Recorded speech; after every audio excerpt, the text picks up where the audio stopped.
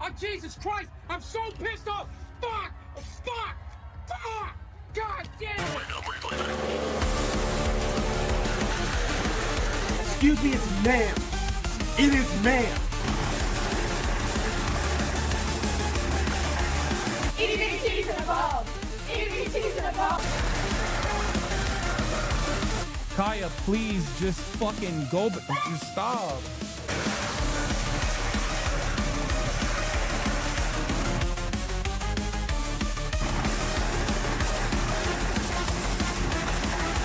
You deserve whatever suffering could possibly come to you. If you are a Republican and try to start any of that kind of nonsense with me in person, you will lose your life.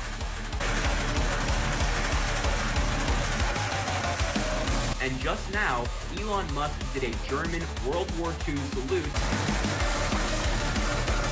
Last night, I was at Benihana with my girlfriend, and the server said, "What about you, sir? What would you like?" My girlfriend, God bless her heart, steps in, says, "Actually, that's ma'am."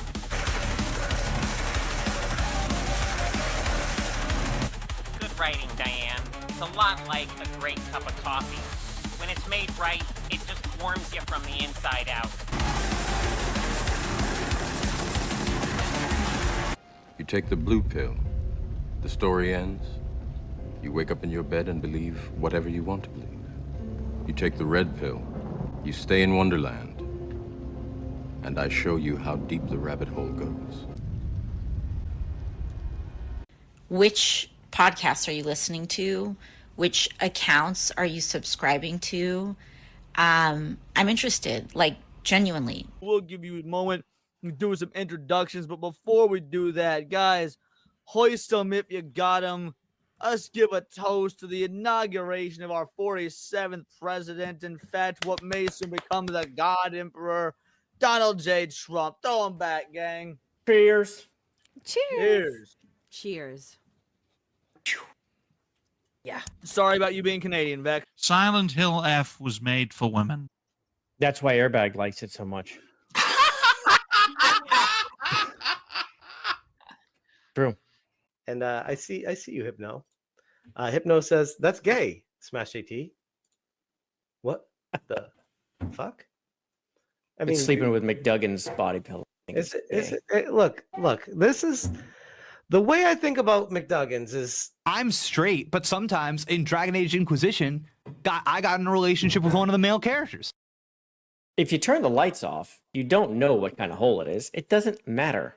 You just shut the lights off, and everyone's the same. True. I think Jay just got a clip right there. Well, Jay, she's a prized urinalist. Oh, is she? Well, I mean, she hasn't won any awards, but she's been nominated. So... like Yote. Mm-hmm. Perfect. Yes. Perfect. She's the Yote of journalism. Of journalism, indeed. Woke, gay, and doesn't win shit. Excellent. Anyway, thank you, Destructive Disc, by the way. I appreciate you. And I appreciate everybody.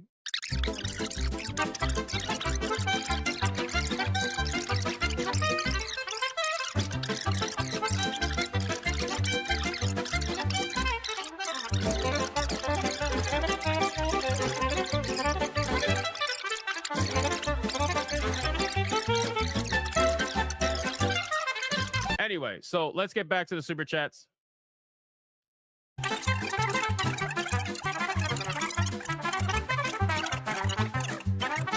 So let me see. We got JayViper with a 2. I never. I didn't even see this super. I didn't even read the super chat. I'm over here fucking going off right now, and this super chat is on screen the entire time. Holy shit. This is the best $2 you ever spent. This shit's up the entire time. Yeah, this is your pile of poop face moment, like Jaffe. That is great. People are rising up, the legends here tonight. Crowd going wild under bright pixel lights. His blue eyes are glowing and he's always ready to fight. He's got the killer skills to make the woke completely combust in flames. Throws down the hard truth bombs they hate, but the base trust his game. Keeper, commander, relieve mouse clicks precise in his command. He plays the field like a pro and leaves every opponent on reprimand. Heartbeats racing fast, the screens are lighting up and glowing wild. Legend fully loading, no one's ever gonna slow him down. Our king's on the throne now, wearing the ultimate crown. JayViper is awesome, so awesome. He's so good looking, it's true. Crowds in total love, wear it all. Hearts all shaking high, keep shaking. Go Jay, go Jay, go. He's unstoppable, unstoppable. King of the game, no doubt, no doubt. Viper's ruling now, let's shout. JayViper, JayViper, hands up. Yeah, he's phenomenal. How is this possible? Blue eyes shining bright like a vast endless pixel sky at night. Gaming reflexes razor sharp, his instincts never miss the fight. He's the ultimate joystick legend, mastering every single controller. Keyboard king, reigning supreme, every move of nation. His Viper is awesome, so awesome. He's so good looking, it's true. Crowds in total love, wear it all. Hearts all shaking high, keep shaking. Go Jay, go Jay, go. He's unstoppable, unstoppable. King of the game, no doubt, no doubt. Viper's ruling now, let's shout. JayViper, JayViper, hands up. Yeah, he's phenomenal, phenomenal. From shooters to RPG campaigns, he dominates every game. Tweets go viral, woke rage rising, bosses slayed. He beat the game.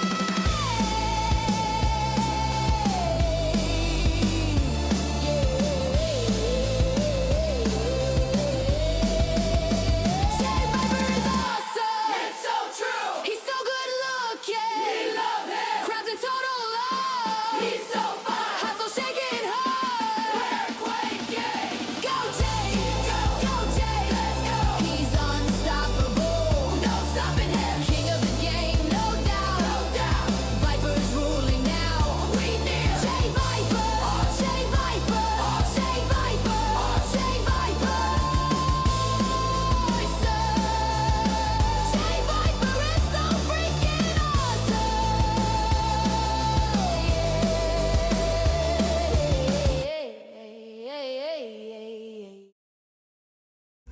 Well, hello everyone. Good to see you. Welcome on a Thursday. This is a great day to be a gamer.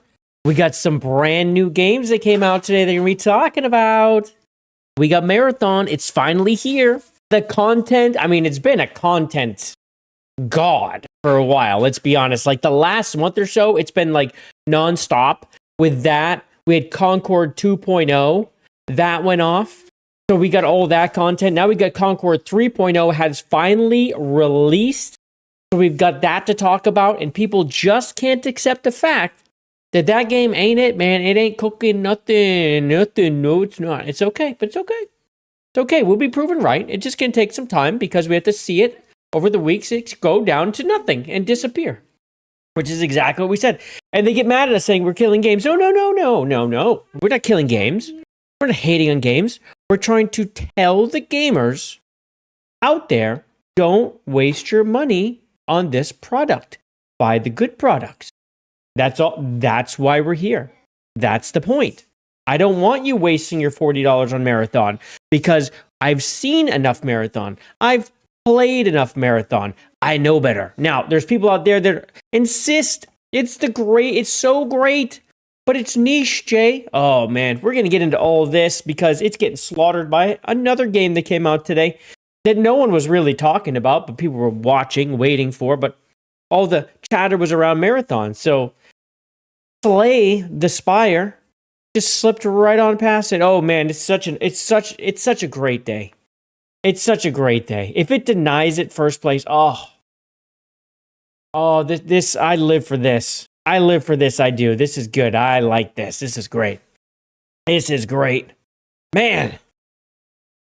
Well, I hope everyone's having a good Thursday, though, because mine has been fantastic. Everything I've said so far has come true. Every little bit of it. But we're going to go and see how it's going because I haven't checked for a couple hours. Been very, very busy. So today's been just busy, working on my Amelia sitcom stuff. We're going to show a little bit of that. I've been working on the intro. It's pretty much the last thing I have to do is the intro because I wanted to wait until I was done to do the intro. I don't want to do an intro before I've created the show. Does that make sense? So I'm like, let me get an intro at the end. So now I've created the entire episode is done. Now I'm creating the intro. I had to do the outro, then the post-credit thing, where you put like the follow thing. And then before the intro, I'll just have a little something yapping about it being a pilot. But that will be relatively simple. The actual intro is the toughest part, but I created the logo, everything. We're going to talk about it all. Wow.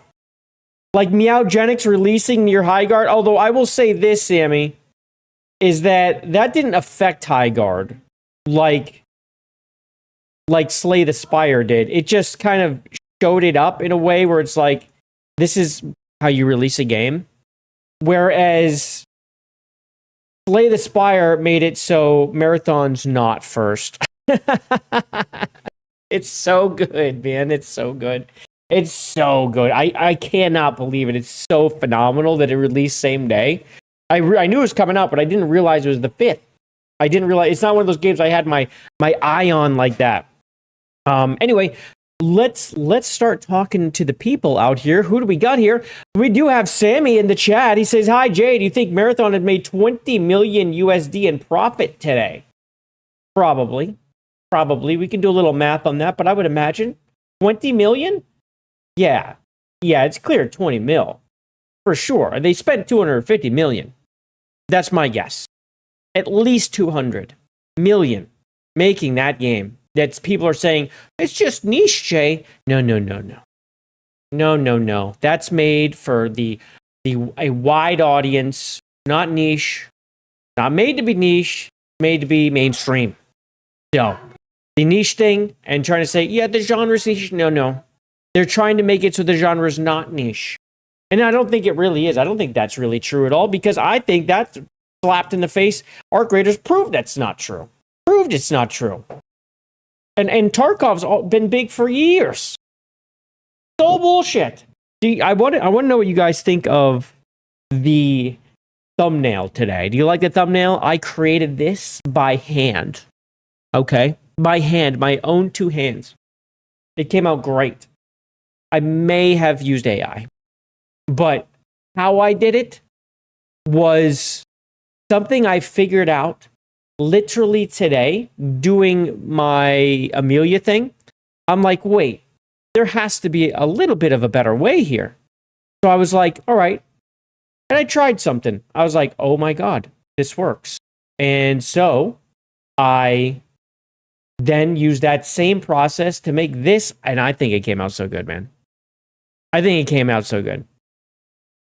Yeah, the Division 1 was the first extraction shooter. It's the first one I can think of. And I remember like really liking the premise of it, but hating the freaking game. The Division 1 was not a good game. It was a good idea. I really, really, really didn't like that game. And I wanted to. I bought it. I was like, hell yeah, this sounds so cool. But then when I played, I was like, ugh. I'm like, God. And I played that for a bit, just thinking it has to get better. And maybe they improved way down the line, but I never went back. They lost me. I couldn't get back into the Division. I tried. And it ran kind of like ass in multiplayer. Like other multiplayer people were so out of sync. That was frustrating. But there were some cool moments. It definitely made some cool moments. Like it was neat, but it was a very frustrating game to play. So I ended up just throwing that away and not playing that anymore. That's how that went. But yeah, that was Extraction. Was it the first one? I don't know. Maybe. I don't know. It's at least the first one that people really noticed, I think. So anyway, yeah, this is the thumbnail. I really like how it came out. Yes. Oh, well, who else do we have here? I forgot to say hi to everyone.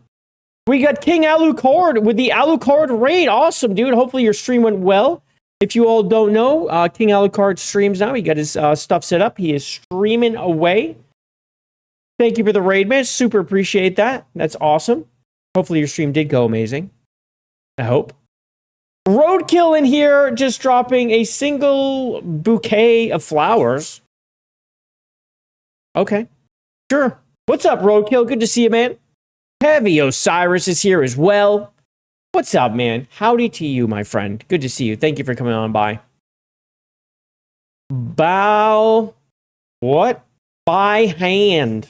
Yeah, by. Oh, AI. Yes, by hand. Yes, that's right. Bowsets, what's up? What's up? 2 hands for typing. Wait, what? What? Astrobot said, let's go. What's up, man? Hello. Awesome to see you. Looks like a combination of Link and Wendigo. Oh. The thumbnail thing? Well, that is actually the Slay the Spire guy.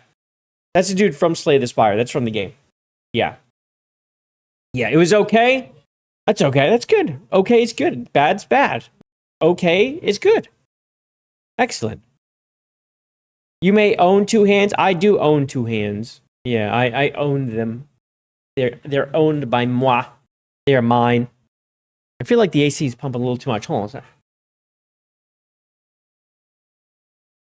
Always got that running. It's like a little cold for that. It's a little cold for that. All right. Well, we've said our hellos. Thank you very much for stopping on by.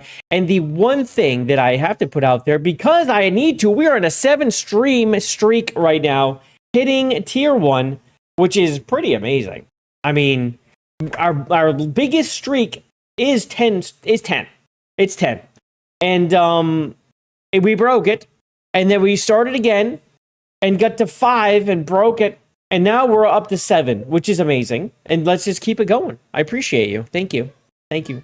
If you would like to help keep it going, feel free. You don't have to, but you should feel pressured.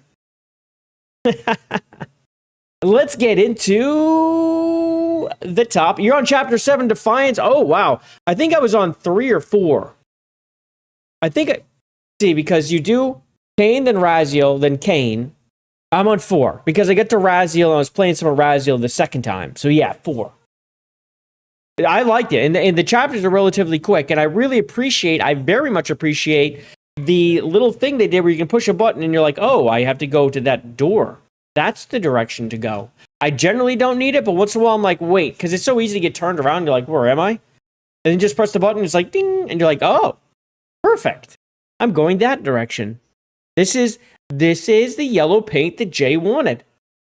Nothing actually yellow painty, but something to help I mean, honestly, what I would just rather is that, like, on the map, it actually have something saying, boom, like the little area thing, like over here, and then just find your way. But if it's going to show me the doorway, that works.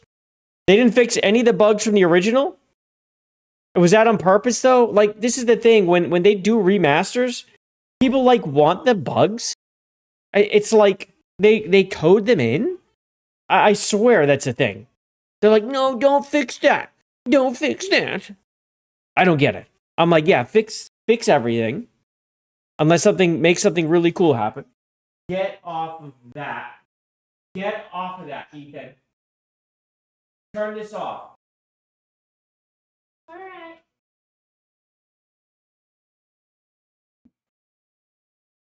They had the source code. There's no excuse. Yep. I honestly, I swear they do it on purpose. I swear. 3D had their glitches implemented. Yeah, right? This is what I'm saying. They re-implemented the glitches. Exactly. Like, this is a thing. Yeah, it's a thing. Where they're like, no, we can't not have the glitch. We can't not have the bug. If the bug is there, it's part of the game. It's kind of weird. Yeah. Well, a remaster is, yeah, just straight up a remaster, yeah. But, no, a remaster is remaking the game, right? Am I getting these backwards? No, a remaster is just updating graphics and shit in it. But they also added stuff. Like, they added the camera, they changed the camera, and they added, like, the waypoint system. So it's kind of not a remaster, even though it is. I don't know what really decides. I guess the devs just say, well, we only added a couple little quality of life fixes. So it's really just still a remaster. Whereas where a remake, they might actually change some pieces of the story. They might actually, like, change an area. Yeah, exactly. Exactly, Alucard. With that logic, get rid of the new camera. Yeah. Yeah, exactly. It's quality of life. But then you would think glitches is quality of life. So it's like, it's that weird teetering point of what do you not do and what do you do? But let me tell you right now, Defiance, regardless, is such a better experience than Soul Reaver 1 and 2 because of the camera alone. Literally, the biggest complaint, and I don't know how many times I said it, it might have been 50 times while playing Soul Reaver 1 and 2, was me saying, oh, this camera, oh my god, why didn't they freaking, like, modernize the camera? This is horrific. They added a map, but you still can't tell which way you're going because the map is really barely anything. It's really not telling you anything. The map is fake. It's a fake map. It doesn't do anything. It just shows the places you can go, but it doesn't have directions. It's just points on a map, like, oh, this area's here, this area's here. But, oh, by the way, none of that really matters. Yeah, I don't know. Anyway, we're just complaining. This is the complaining stream now, where this is what we're doing. Which is fine. So I want to start out this stream talking about a couple games and looking at some trailers. This one caught my eye. It's called All Will Fall, and it comes out in April. It's a Waterworld style builder game where you can construct a floating city on a post-apocalyptic world submerged in the ocean. So there's a little 24-second trailer just to give you a little taste, just a taste-a-roo of the game. Let's check it out. This is the lowest quality available or something? It's not? No way, this is 720. Oh well, here we go.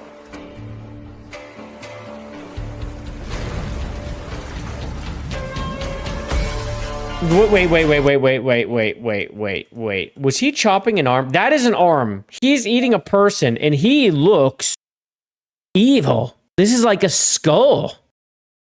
He looks like he's a skull. I'm not crazy, right? It's not great quality.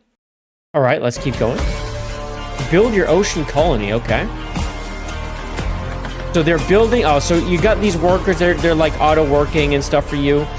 Every building can collapse, Jesus. So if you don't build it well, you make a mistake. It's dominoes. It looks pretty neat. It's a pretty neat little thing, like where you're trying to build, like, but it's like Jenga in a way, I guess.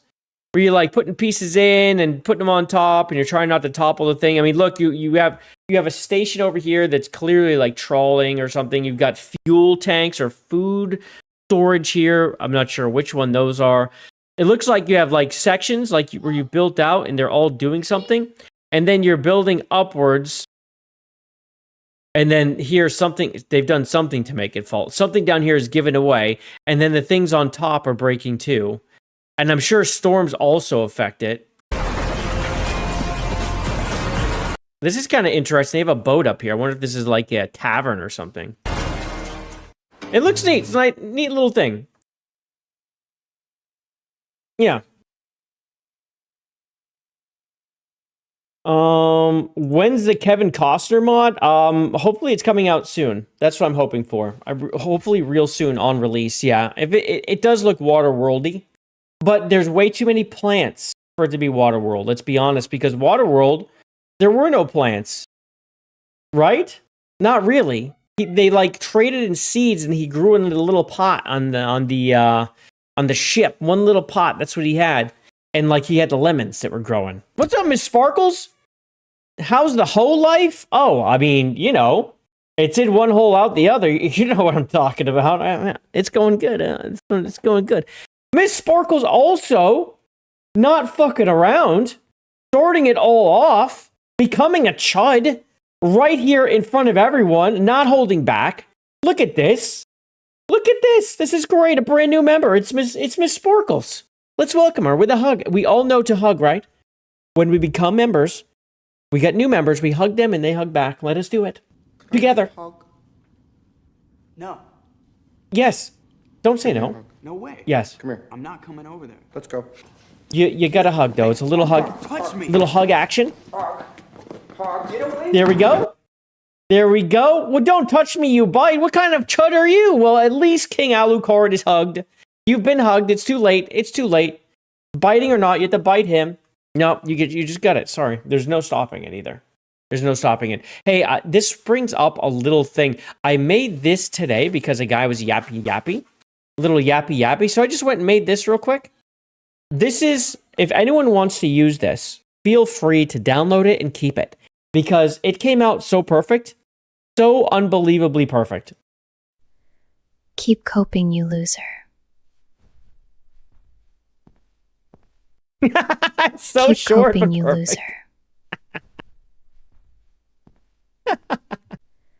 Keep coping, you loser. Yeah, that's right. You keep coping, you loser. It's so good. It's so good. It's actually maybe perfect. It might be perfect. Keep coping. If anyone wants to go like this and tell him that he's a loser, let me just tell you what made me write this, because I posted this. We'll talk about this later. Just talking about the numbers. Literally just talking about the numbers and like how Marathon was doing and how Slay the Spire was doing. Half the price, a sequel to an already well-sold original, more couch-friendly game. Oh, and completely different genre? By your logic, every game is a failure for not achieving the same sales as GTA 6. Oh, to that I say... Keep coping, you loser. Mm-hmm. That's right. That's right. That's what we do. That's what we say to that. Her shirt becomes One Piece? Well, I mean, it is One Piece. See, it is. Look, it is One Piece. It's one thing.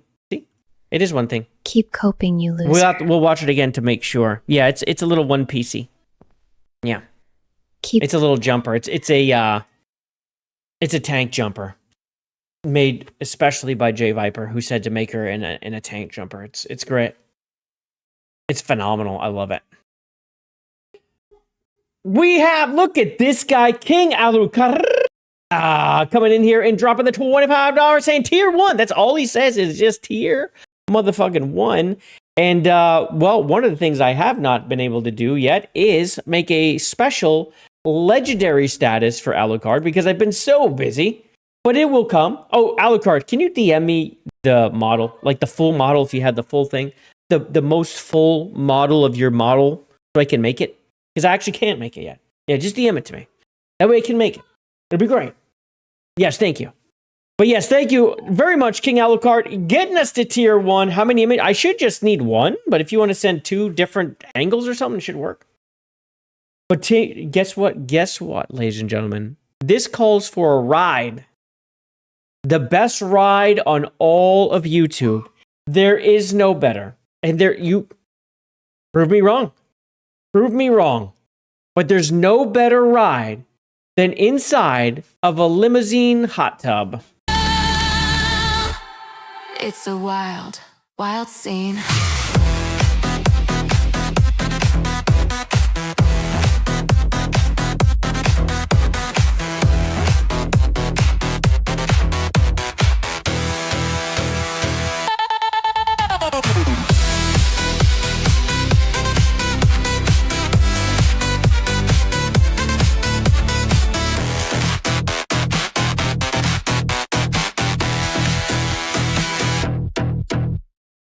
I need a tier 1 celebration.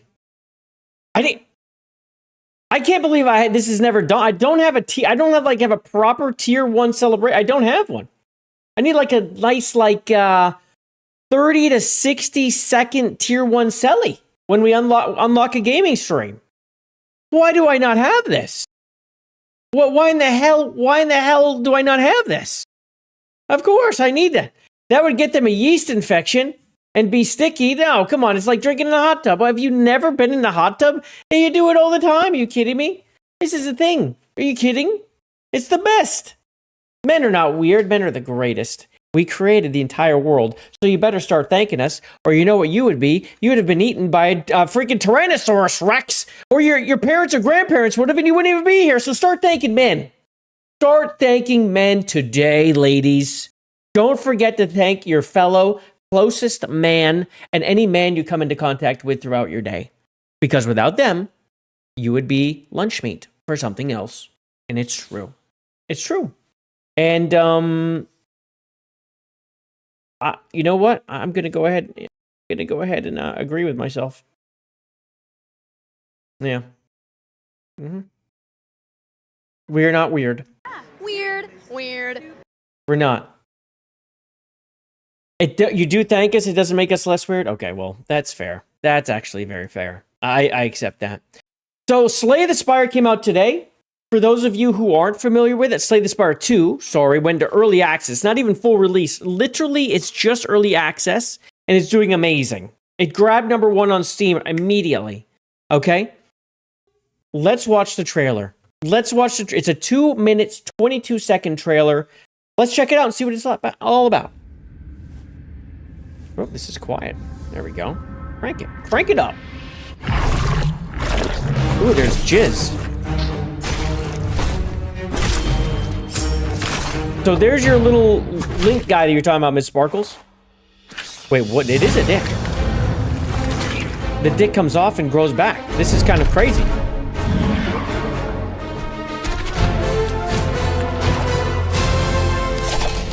Ooh.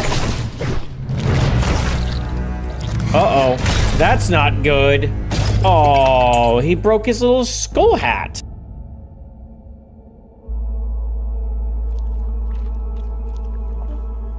This isn't anime. This is just the, This is just the trailer.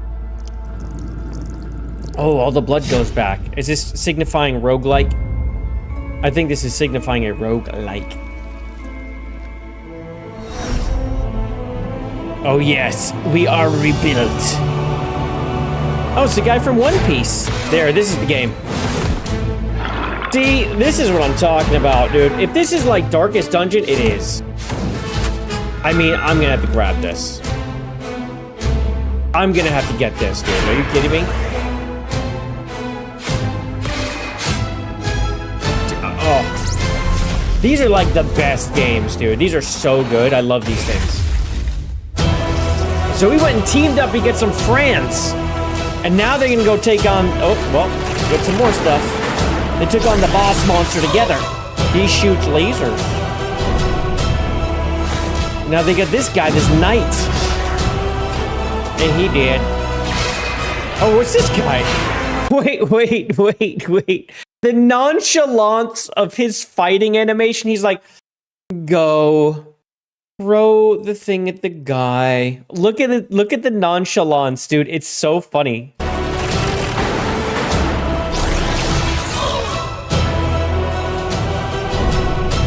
I went back too far. Look at him.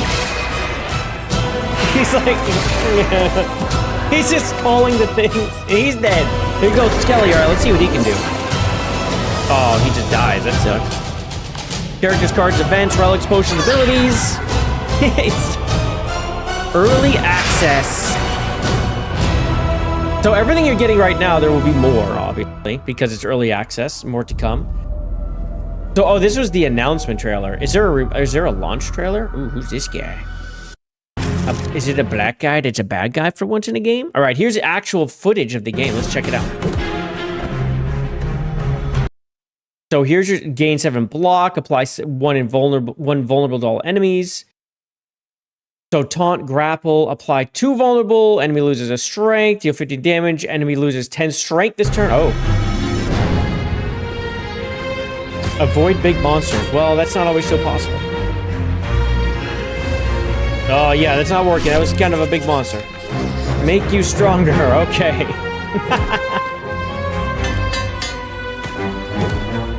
So there's that thing he was fighting before. This is like one of the tentacles. Like a piece of the tentacle. It's on like co-op as well. Are you kidding me? Card and turn-based, yes. But it's not really a card game. It's not like that. It's more like you choose the thing as you go. It's not like you're dealing with cards all the time. This card thing is more of like a power-up. It's not like a card game, you know what I mean?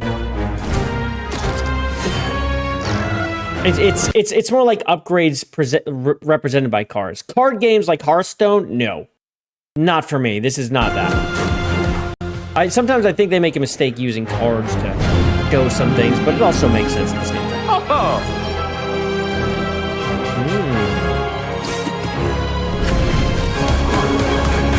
Oh, they're starting to whoop some ass now. Adjust to what you take every card, adjust what you get, yes. Ironclad, Silent, wait, what was his fucking name? Necrobinder. This one's unknown?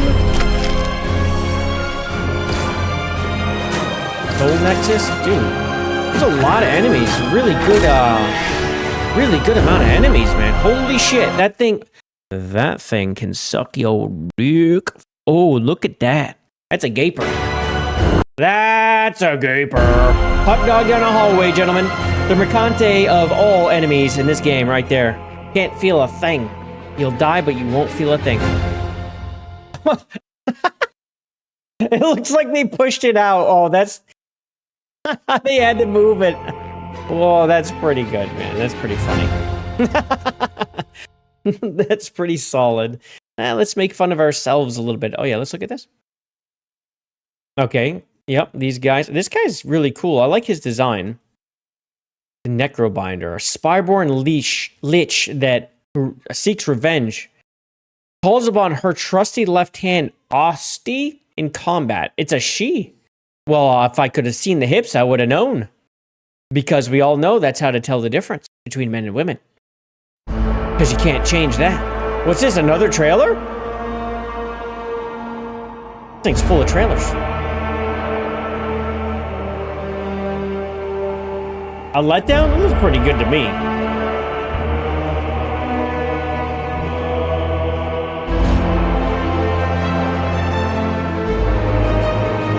But if you don't like that kind of game, what can I say? Yeah, so this is probably the announcement of the game. Okay. Oh, they didn't show that first one first. Ah, see, this is when they called it 2025. This was the first trailer. Ooh. That's pretty funny. That is pretty funny that they changed it to 2026 in that trailer. That is solid. So for anyone who wants to know, the iconic roguelike deck builder returns. Craft unique deck, encounter bizarre creatures, and discover relics of immense power and slay the Spire 2. Let's refresh this. It was at 95% user reviews. Let's see how it's doing. 96%. Okay, so pretty much the same. Let's go see this. So it's online co-op. That is interesting. I didn't realize that. There's also gonna be leaderboards, huh? And a game actually with family sharing on. Oh, and look at this. You can get Slay the Spire 1 and 2 for $28.11 right now. So the first one's marked way down, so you can get that one. And then, of course, Slay the Spire 2. I'm going to grab this. I'm grabbing this one. In fact, I'm going to grab it right now. So if anyone would just wait a moment. I don't want to let this one slip past me. It's too good of a deal. Let's view my cart. Yeah, let's go for my account. We're gonna grab this right now. Literally right this second. This is happening live on stream. I'm buying Slay the Spire 2 and Slay the Spire. Because it's only $3 more to get them both. It's like buying a limited edition and getting a free game instead of just like some wallpapers and things. It's true. Now your kind of game. Yeah, I totally get it. You're going to dress it as Bowsette? You should do it this year. Why wouldn't you? That's stupid that you didn't. Why didn't you? What, were you afraid? And with the Mario movie Galaxy coming out, you should definitely do it because it would just make sense. Why wait? Why wait?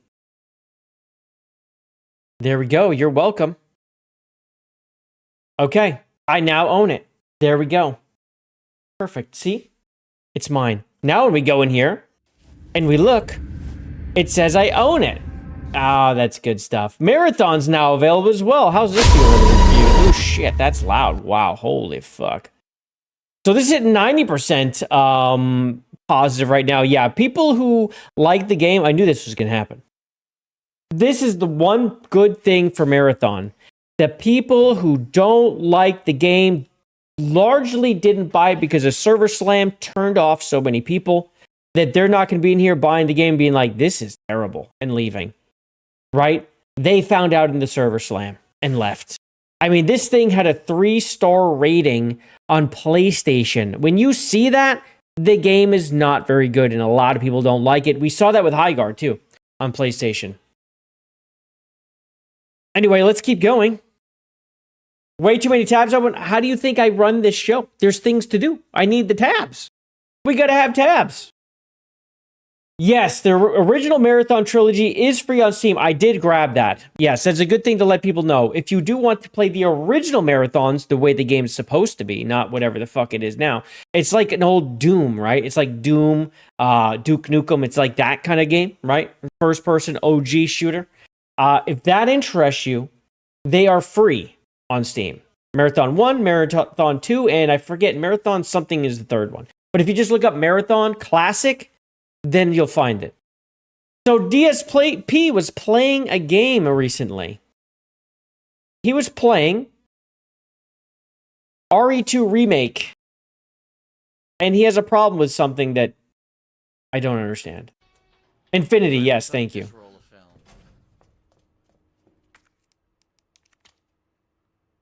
What the fuck is this?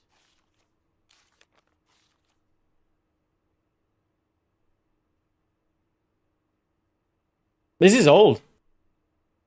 This is an old clip.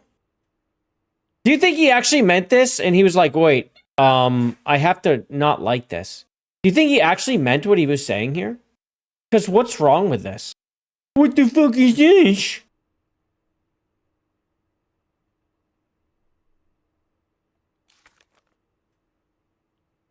He's upset by it. Point of that. What the fuck? Capcom, you bastards! You wasted my time. Wasted his time. Yes, I am yeah. aware that's Rebecca Chambers from the first game. I don't know why the fuck that was in the game though. It's called an Easter egg. That was incredibly stupid. This is obviously some kind of crazy Easter egg. This is not what a normal person would find in a game, you know? Ah, look. Oh, this is recent. Medicinal benefits of herbs. What the hell? She's back. Why does he have such an issue with this? Rising rookie Rebecca. R. Why does he have such an issue with this? Yeah, drink out of your Yoshi egg, you crazy lunatic. Does he have a sex drive, this guy? At all? Capcom are a bunch of perverts, man. What a bunch of disgusting freaks. What?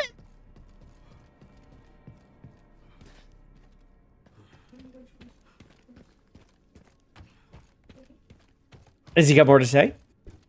No, he's just shaking his head. What is wrong with that? They're disgusting freaks? Absolutely revolting. Revolting? Because this is in the game? What?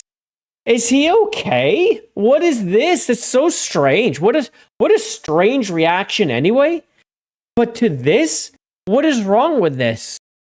So this is in the game because they had the other one in the other game, so it's an Easter egg of an Easter egg. What is the what is the issue? I'm so confused. He's a cock? Yeah. I don't get it. What's up, Smash? Good to see you.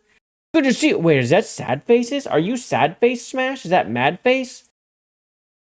Is he more into oiled up pro wrestlers? No, that could be it. He's like, ew, women, gross, nasty. No, I don't want to support you. Ladies and gentlemen, Erika Ishii, she has something to say. So I hope you're ready. Ugh. Brother, ugh. What's that? What's that, brother? Erika, why don't you fill us in? Because I would like to know if you're okay. What's going on? So she says, and I like how they phrase this, Ghost of Yote star. Wow! Such a big store that they're just going to keep it on PS5 and not bring it to PC because they're like, we don't want to do that because it's not going to sell. We know it's not. She's ugly and it looks like only the hotties actually sell on PC. So we're not going to do that. It's going to make us look bad and they'll actually see the numbers. So we're not going to release any of our first party stuff anymore on PC. So let's see what she has to say. She says, workers need more protections in game development. What is this supposed to mean, bro? You saw this Ishii shit? Dude, what the fuck? Dude, what the fuck happened? Dude, is she binding? It looks like she's worked out her top, then got fat and lost everything. It's so weird. She looks so weird. She's built so strange now. I don't know what the hell happened to her. All right, so here we go. Because I hope you're prepared for this. Performers like Ghost of Yote lead, here they go again, actress, Erika Ishii are a little more intimately familiar with the award circuit than your average game developer. Yeah, that's because they just give it to her. They're just like, come, will you just come to please the awards because people learn him. You're not that great, but just please come to the awards. A few weeks ago at DICE 2026, Ishii used their time. Wait, is she a they, them? Is this happening? Is that why they're saying actor? Is she a they, them now? Oh, she is, isn't she? Oh, God. It's so pathetic. She used her time in the spotlight to call for a better treatment of workers in the game industry right in front of the audience that most needed to hear the message. They most needed to hear it, you guys. They most needed to hear it. Those poor people. After accepting the DICE Award for Outstanding Achievement in Character, an award which celebrates performances in games achieved through the combined work of voice actors, but not just character in game. Also in real life, you guys. She's outstanding. She chose a specific message to deliver to the crowd, not what heard from other winners. No, the other winners didn't say this. I don't care. Ishii thanked many peers across Sucker Punch Productions and Sony Interactive. She says, I got into video games because I love video games, because I wanted to tell stories that I wanted to play. Oh, I'm sure you spent so many hours in Apex Legends. Yes, I'm sure you don't just take whatever's thrown at you. I'm sure. You just pick exactly what you want to play. I'm sure you spend lots of time in every game you play. I feel like I'm preaching. Yes, okay. I feel like I'm preaching to the choir here. But now that video games have is the most lucrative branch in entertainment. I feel that the people that make them deserve recognition, fair pay, and fair treatment. Oh, do you? So, most lucrative, huh? Yeah, how's that working out? Yeah, it's not working out too good for Marathon today, we'll tell you that. We'll get into that later. Marathon's feeling it a little bit. So if you're watching this, if you're like me, no one's like you. Please demand that workers are treated fairly. Stories are important more now than ever. So please demand that people who make them are treated well. Who wrote this? Is there not an editor? This needs AI immediately. Ishii's words certainly caused a stir backstage. A few minutes later, we had a chance to ask Ishii about their message and how to view of their view of game workers shifted after landing a career in video games.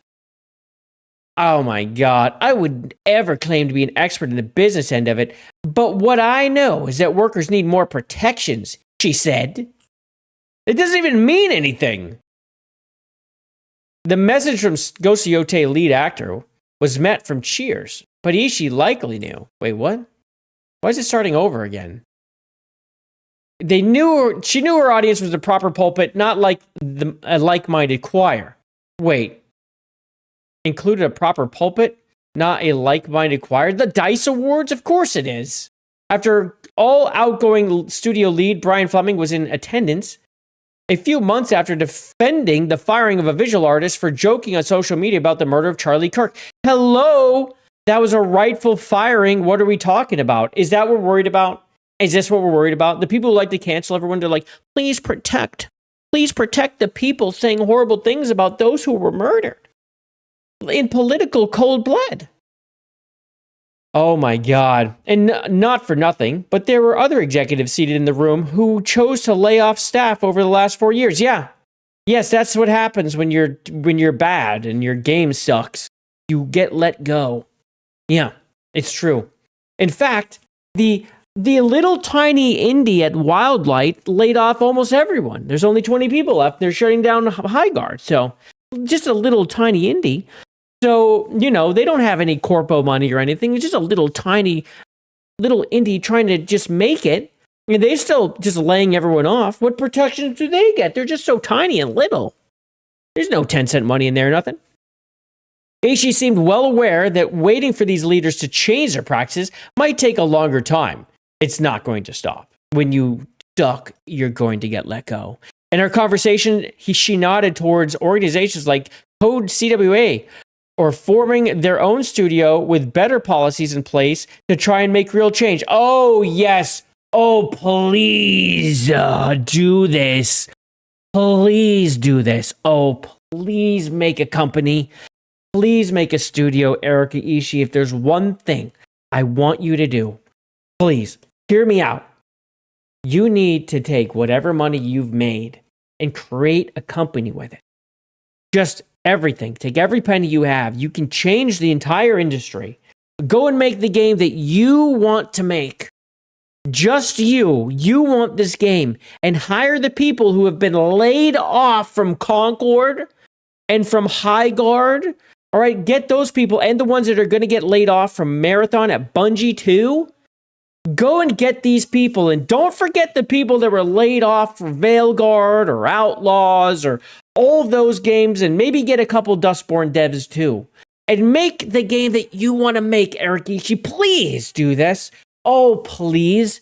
Take all of your money and just put it into a company. You will do so well. Let me tell you, everyone loves you. And no matter what you make, it's going to be a supreme hit. I promise you. I won't fund you or anything. I'm not going to promise you with any amount of money. But I will tell you that I will like every single post you make about it. I will. Even though you block me, I'll get on an alt. And I will like from there. Because I really, please do this. Go make a studio of your own. And make what you want to make. Yeah. Because you won't lay anyone off if it doesn't work out, which is great. You'll just continue paying people. It won't matter how much you sell. Maybe you can even make a game that's live service. There's a lot of money there to be had that's just on the table. I really want to see this. The Eric Ishii game. Oh, it will be so good. I will love it. I'm going to press like on every single post. Every single one, I will do it. I will be there with likes, but not money. That doesn't matter. I will virtue signal like the modern audience. I'm going to like every single goddamn post. So, Erica, just please get on that. I really would appreciate it. I really want the people who actually make the art that I love to thrive, she said. That's hard in capitalism. We should be allowed to make things people don't want and get paid. We should be guaranteed a paycheck no matter what. We should be able to make shit and do good. Are you kidding? Oh my God. The capitalism thing. We should just be able to do things that we want and make the things we want with no repercussions for no one wanting them. Yeah. It's not one of these things that can easily change the industry. Dude, who wrote this? But I want us to all work towards that beautiful, brighter future. She is stupid. I want her to make a studio so bad. And by the way, me tripping over my words is me just reading this. It's not one of these things that can easily change the industry. This person made sure to get the pronouns right, but nothing else. Brian Francis, senior editor, wrote this? Holy embarrassing.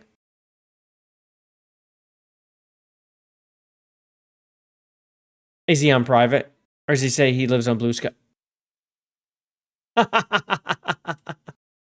Does he not actually have one? Twitter. What? None of these actually have a link. He took out his links. He was done with people telling him about his grammar. Dude, this guy can't write. This guy is the freaking editor? A senior editor? A game developer? Is this just his website? Is there no one else? He's a writer, journalist, and narrative designer based in Boston, Massachusetts. He currently writes for Game Developer, a leading B2B publication for the video game industry.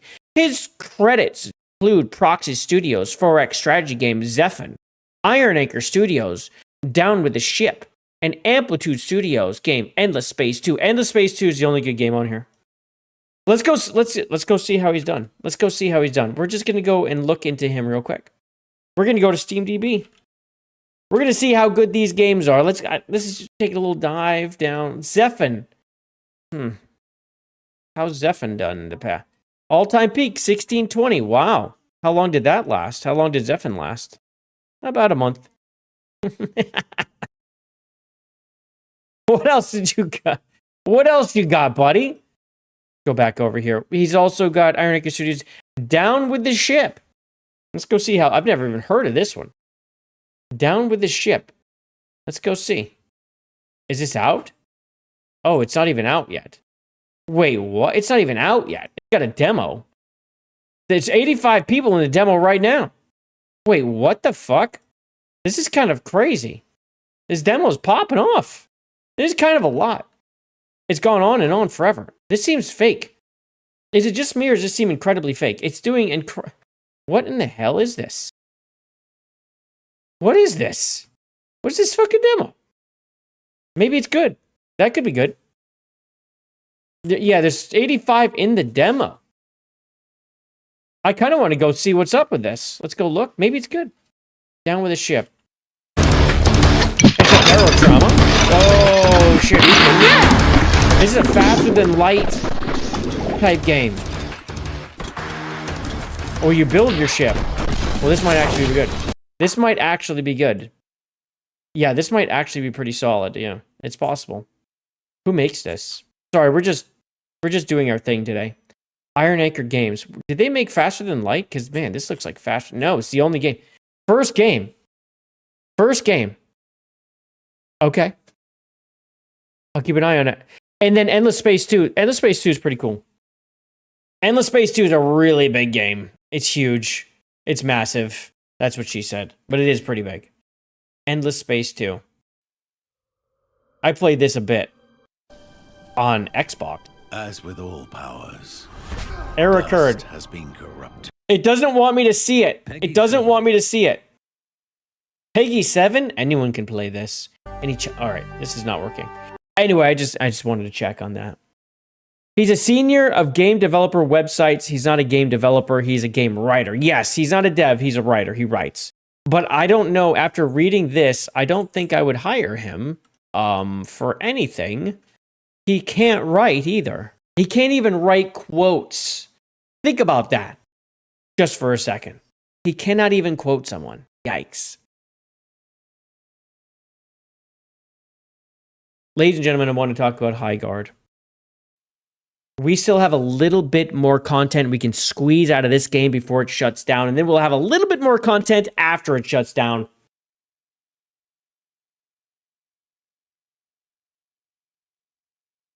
So this is the studio head and game director at Wildlight Entertainment, Chad Grenier. This is the guy who basically made the freaking company Wildlight Studios, got money from Tencent, and filled his pockets, and then left.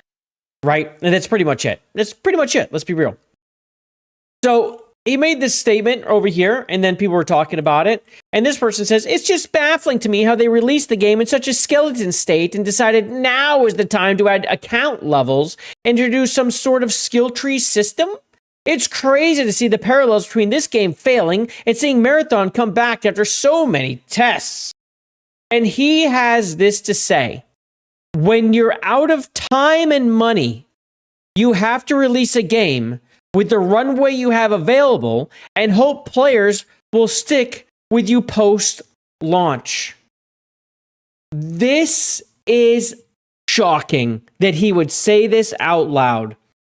One of the things that they said, official statements from Wildlight Entertainment, was that this game, High Guard, was fully funded. They wouldn't tell us who did it. They wouldn't tell us Tencent was the reason they were fully funded. But now he's saying that they were actually out of time and money. That they had to release.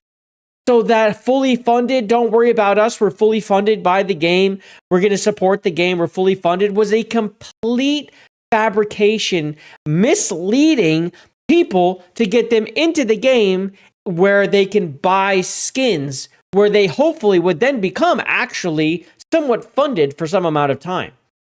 Think about that for a second. This is a rug pull for anyone who purchased from that store inside High Guard. High Guard owes every single person who bought a skin or bought anything in the game their money back. Because it's pretty clear with this that they were not fully funded and that buying anything in the game was actually a risk when they tried to make you feel like it wasn't. That's actually crazy. Chad said they were fully funded? Yeah, it was Chad, right? It was Chad. This is crazy that he said this out loud for everyone to see. He better go say that his wife got on here and typed this. Oh, I didn't type that. That was my wife. Sorry. Yeah, no, she was on my account. This means that they scammed people. That is it. I mean, I'm sorry. That's what they did. Chad, since he's the one who said they were fully funded, that's what I'm being told.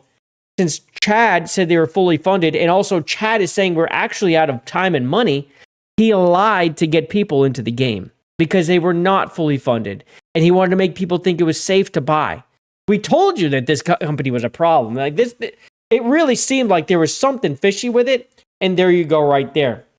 That is such a huge thing to admit to everyone. And let me tell you, the absolute state of the cope, it's not stopping. People are still pining for what happened to Wildlight Entertainment.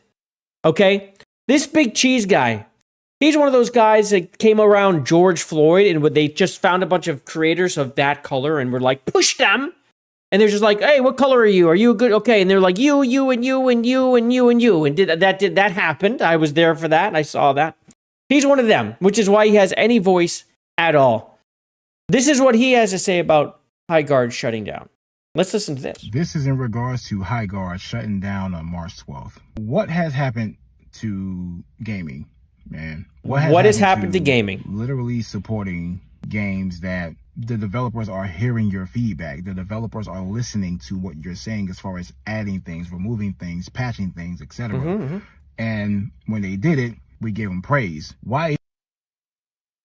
What's happened to gaming, you guys? What happened to gaming is that people woke the F up and we're voting with our wallets. When we see something's a giant piece of crap that looks like it was pushed out the door and is not anywhere near ready, we're not going to give them money until it's ready, right?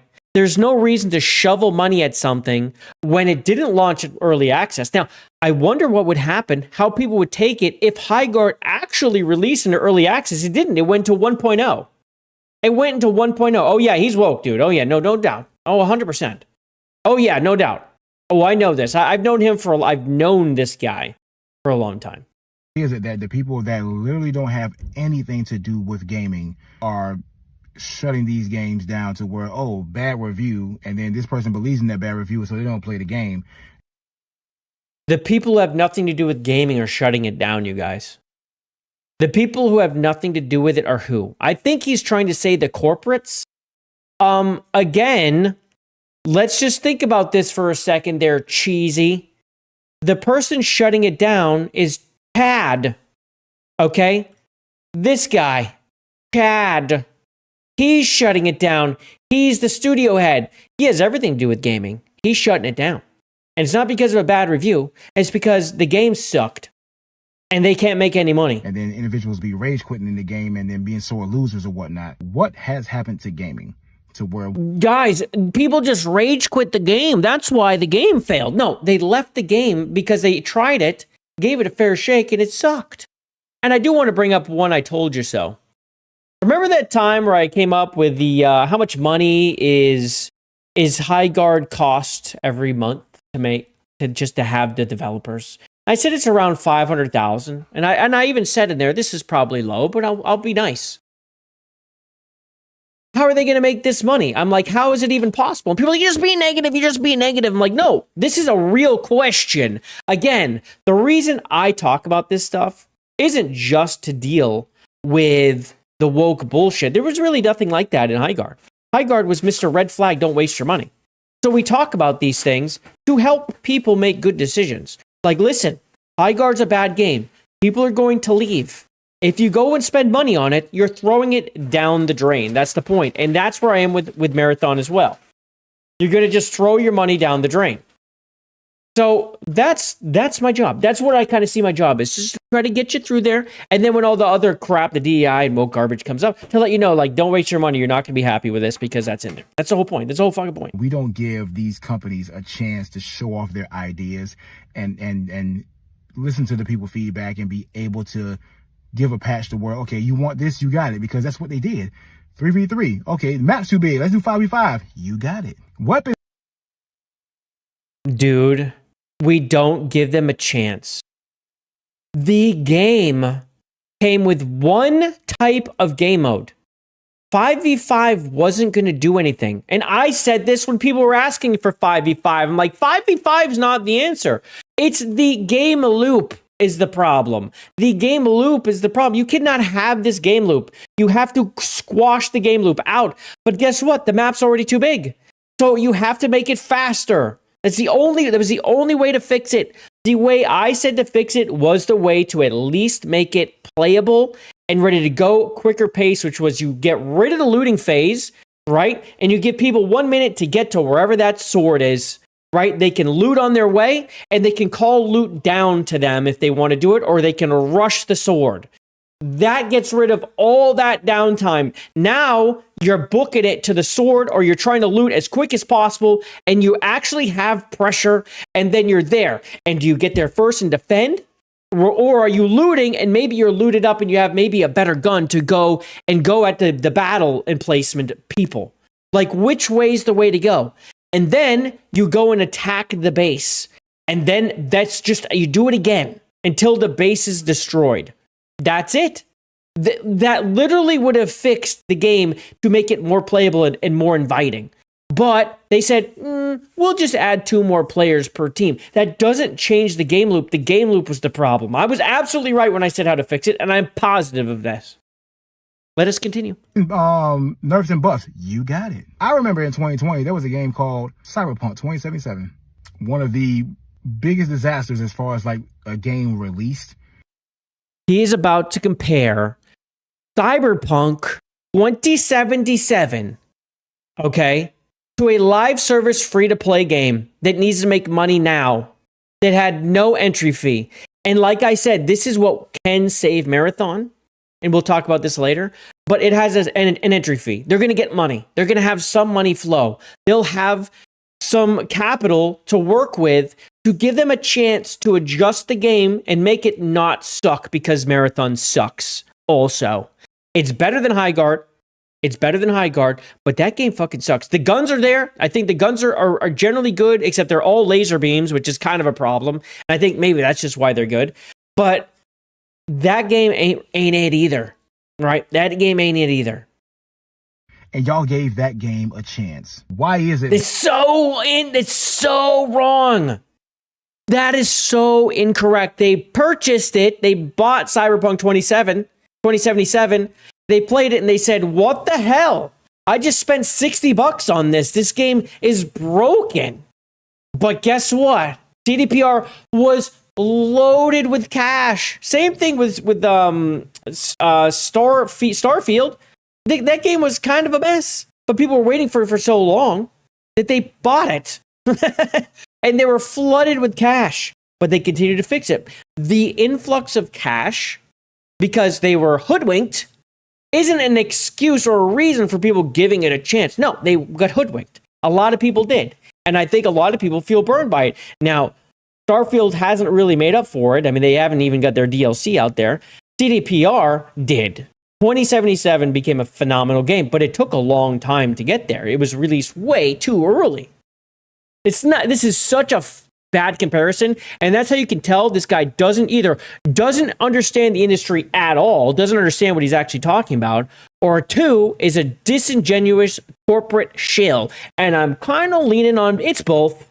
I think it might be both. That game a chance. Why is it that y'all don't want to give other companies or other games that type of chance? Because y'all... And also, remember, it's CDPR releasing it. They have a pretty goddamn good track record. People were kind of shocked with the state 2077 and it was in. This is Wildlight Entertainment. Okay? And it was saying, we're fully funded. And people were like, well, this game's it doesn't look good.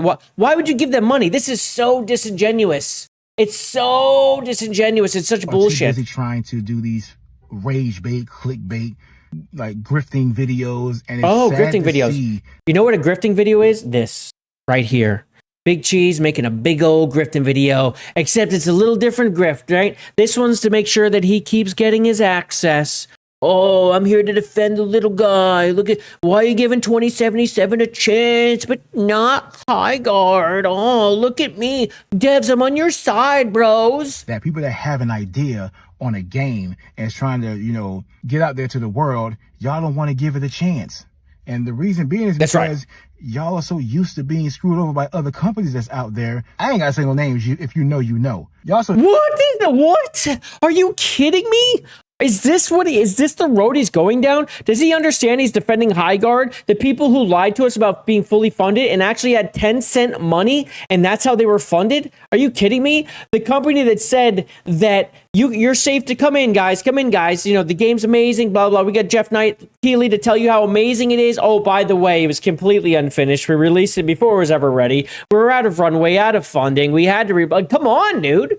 Do you know what you're saying? Used to it. That when a company that really listens to you and gives feedback and do things...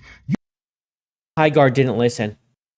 They didn't even advertise the goddamn game to let us tell them. You know what they didn't do? They didn't have a beta, so we could tell them. They release it and people were like, dude, this game loop's terrible. The map's too big. You didn't make the map smaller. You didn't fix the game loop. It's just 5v5. That's not a fix. And then they put the raids thing in, so you just 5v5 at the bases instead of actually the game loop. Too late. No, it's way too late. Want it. So I don't know what you want anymore. I don't know what you value. I don't know what you stand for as far as gaming. No, I think he's stupid. Yeah. But what I do know is that I'm tired of seeing games that have ideas be shut down because your Oh, no. mind doesn't expand far enough for ideas. It's crazy to me. Oh, it's our fault. Holy shit. The game has ideas, guys. Your mind can't expand to understand the ideas. You're not throwing money. Again, the only way that Highguard lives is if you're throwing money at it. You could have the 100,000 people in there, but if you're not getting money, it still dies. Yeah, that's how that works. And it's not going to have 100,000 because it's not fun. So what is this? This is a massive level of cope. This is a huge level of cope, and I have the exact perfect response that I didn't realize I was going to have to use. Big Cheese, this is for you. Keep coping, you loser. Please. That's for you. You fucking loser. That is a horrendous take. Wow. Me. And then he's going to look at me like that? He's going to look at me like that? Fuck out of here. And it needs to stop. It really needs to stop, man. What needs to stop is companies releasing piece of shit games. That's what needs to stop. Let me go search him for Highguard. Let's see how much he played Highguard. Maybe he really liked it. Maybe he really liked it. Wait, what? First, I never said it's the gamer's fault that Highguard failed. You did too, you liar! Stop playing both sides of the fence. You said our minds didn't expand enough. Our minds didn't expand enough, dude. I never said it's your fault, guys. You said our minds didn't expand enough, bro. Are you kidding? He only tweeted about Highguard 3 times. Mr. Influencer. 3 times. That's it. Why weren't you my guy? Why weren't you tweeting about the game, bro? Are you on Blue Sky? Is there something else? Is it missing? No. You got to be kidding me. Mr. You didn't give the game a chance. Only posted about fucking Highguard 3 times, and that was since it was announced to be closed. Does he have a Twitch? He did have a Twitch channel. Let's go. Does he? What does this idiot do anymore? Does he have anything? All right, Twitch. Let's go see if he at least played it. Oh my God, guys. He's a marathon creator. Holy shit. No way. He's a marathon creator, you guys. Get me the fuck out of here. Are you kidding me? Hold on. He's live right now. I want to look at his videos. How do I get to his videos once he's live? Hold on. I think I click this and I go to videos and we go to recent broadcasts, Street Fighter 6, Chaos. We're looking for Highguard. We got Marathon. We're looking for Highguard. Nope, that's not looking for Highguard. Looking for some Highguard. Any Highguard here? He's got Black Desert, just chatting. Let me know if I miss any Highguard, you guys. We got Spin and Drop, Tetris, nope. We've got Highguard. Oh, there it is. We've got a Highguard there. We've got some Highguard here. He played it. He did play it. He was playing it for release. He stopped playing this game a month ago. Dude, no! It looks like he didn't give the game a chance, you guys. Looks like he stopped playing. Huh. He played it when it released. And then stopped a month ago.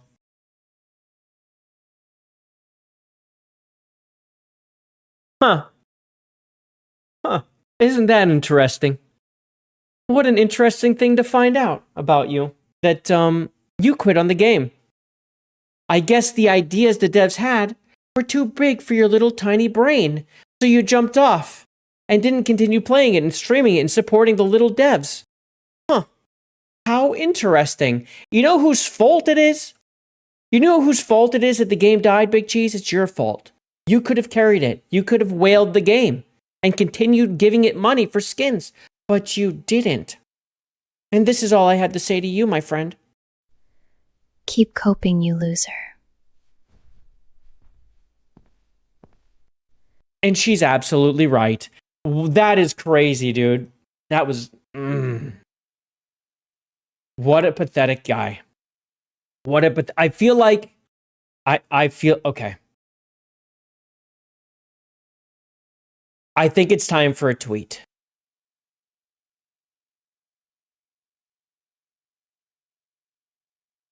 I think it's time for a tweet. We're gonna take a picture of this. I wasn't gonna say anything. I wasn't gonna say anything. I was gonna be nice, but I'm done. This guy is a contradicting liar, and I don't like him. And he's gonna hear from me. This man said we didn't have the brain capacity to support high guard. And companies, meanwhile, he's only tweeted 3 times about the game and stopped streaming it a month ago. Seems like he's the problem. There we go. That's pretty good. That's a good one. Let's go in here and go get those, shall we? Mm-hmm. Yep, we're gonna put that one first. Yep. And we're gonna put this one second. Yep. And we're gonna post it. I can't believe this shit. Absolutely pathetic. With fans like Big Cheese, nobody wants to make a high guard. Your shills literally don't care about your game. Dude, I was watching the shills talk about how great the game was. They were flown out. We checked out high guard. It's so great. And they streamed it one time. Or streamed it 0 times. I saw those too. They would make like a post on their X or shorts or whatever. And that was it. That was it. Yeah. I literally watched one guy who would stream all sorts of games, streamed it once, and then went right back to Valorant, bro. And I called him out. What did he do? He blocked me. This guy will block me too, and I don't care. Ladies and gentlemen, I'm going to go ahead and put this tweet right here for you guys to go and retweet, reply to, whatever you want to do. It's up to you. You don't have to do anything, but it's there. You want to make use of it. I cannot believe this guy. That is crazy. And we're not even done talking about High Guard. I can't believe this. High Guard design director talking about the shutdown. Let's go ahead and read about it. Because, oops, sorry, open image. Image. Did I just open this twice? I did. Image. The post, this is the post no developer wants to make, you guys.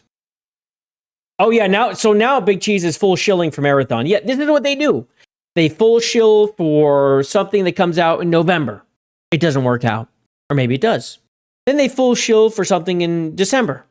They don't really play it. They play it a few times. They abandon it. So they can full shill for something in January. Okay? And then they're like, well, we should really full shill for something else. It is February, and that's what they do.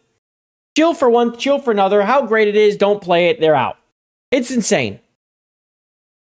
All right, so anyway, this dude, design director at Wildlight Entertainment, I want to talk about this real quick.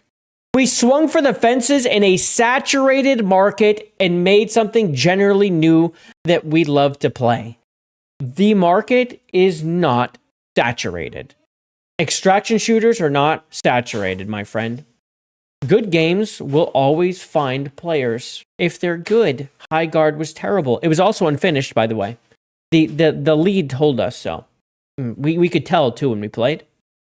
Regardless of how it turned out, I'm proud that we tried to bring something original to the table. They literally brought nothing original. They just borrowed a bunch of ideas and threw it as much stuff into one game as possible.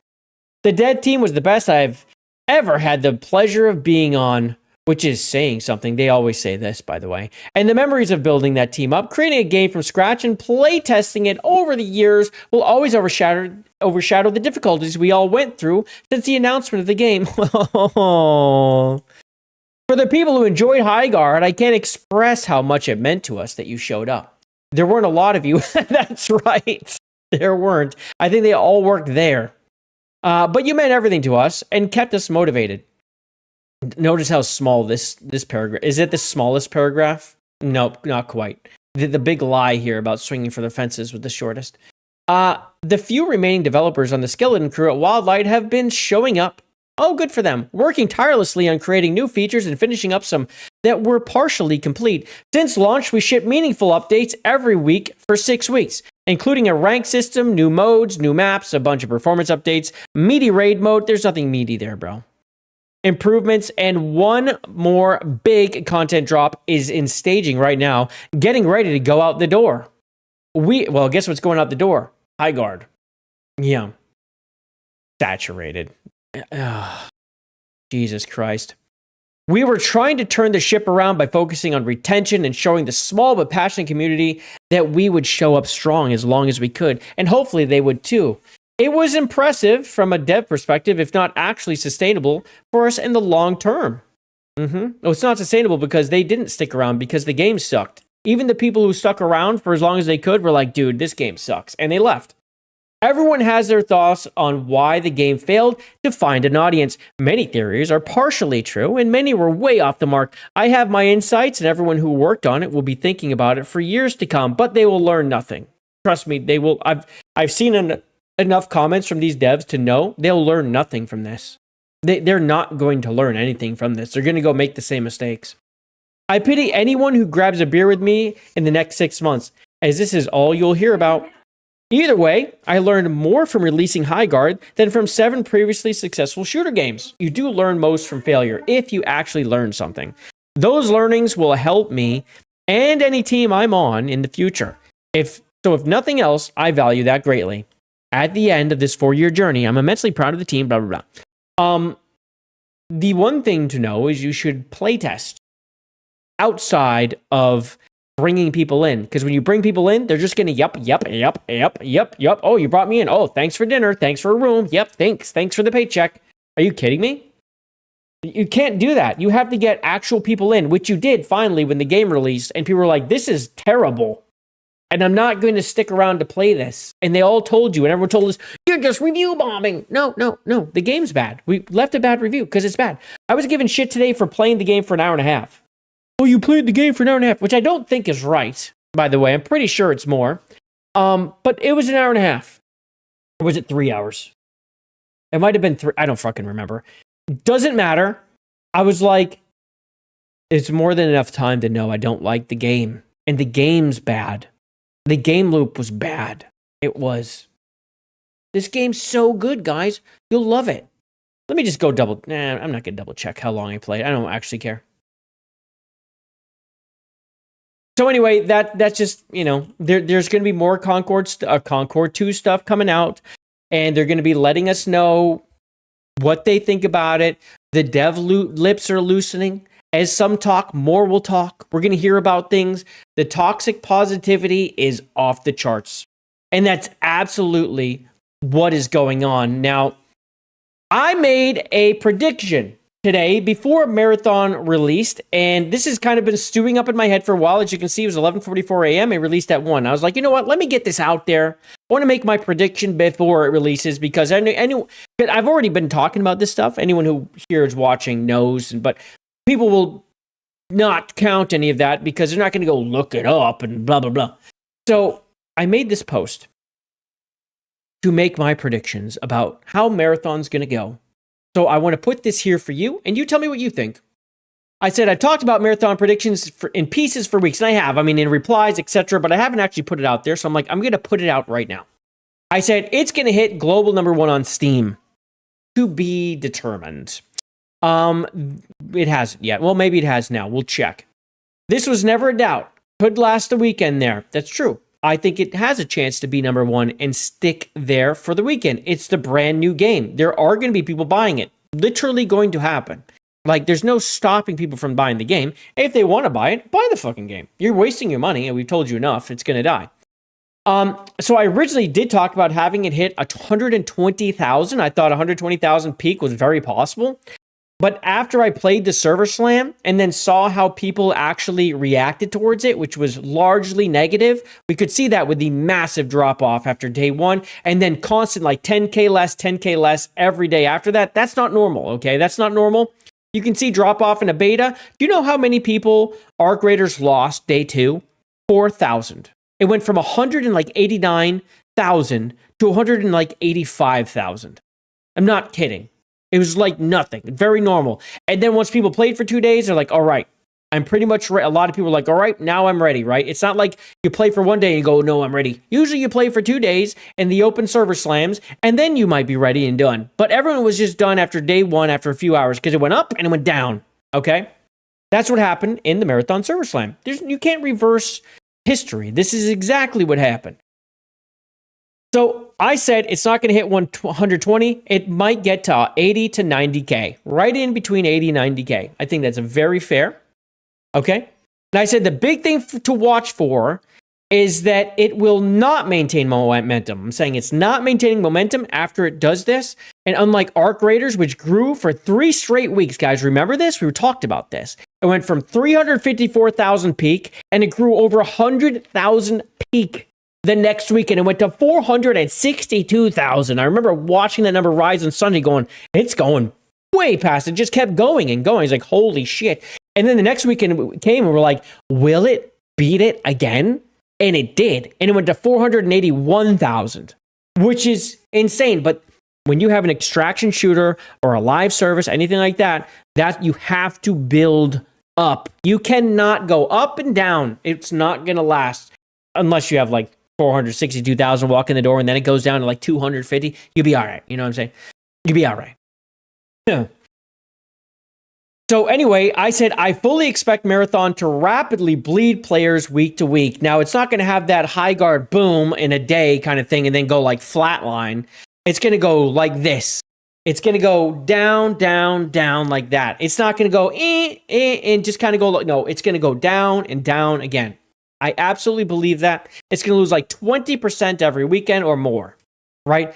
Like next weekend will be 20% less than this weekend.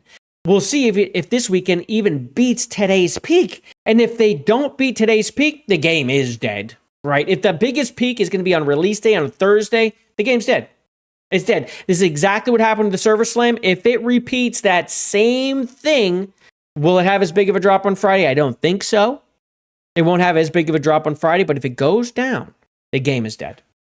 It will be an immediate, that's it. It's done. I think it could go higher, but if it doesn't, it's dead. I said, I don't want to hear about niche genre from anyone with excuses either when it dies, right? When it fails.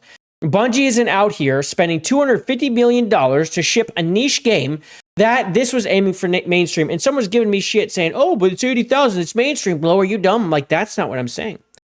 When we were looking at the Server Slam be underwhelming and people abandoning it, people, and multiple, were telling me, it's because the genre's niche.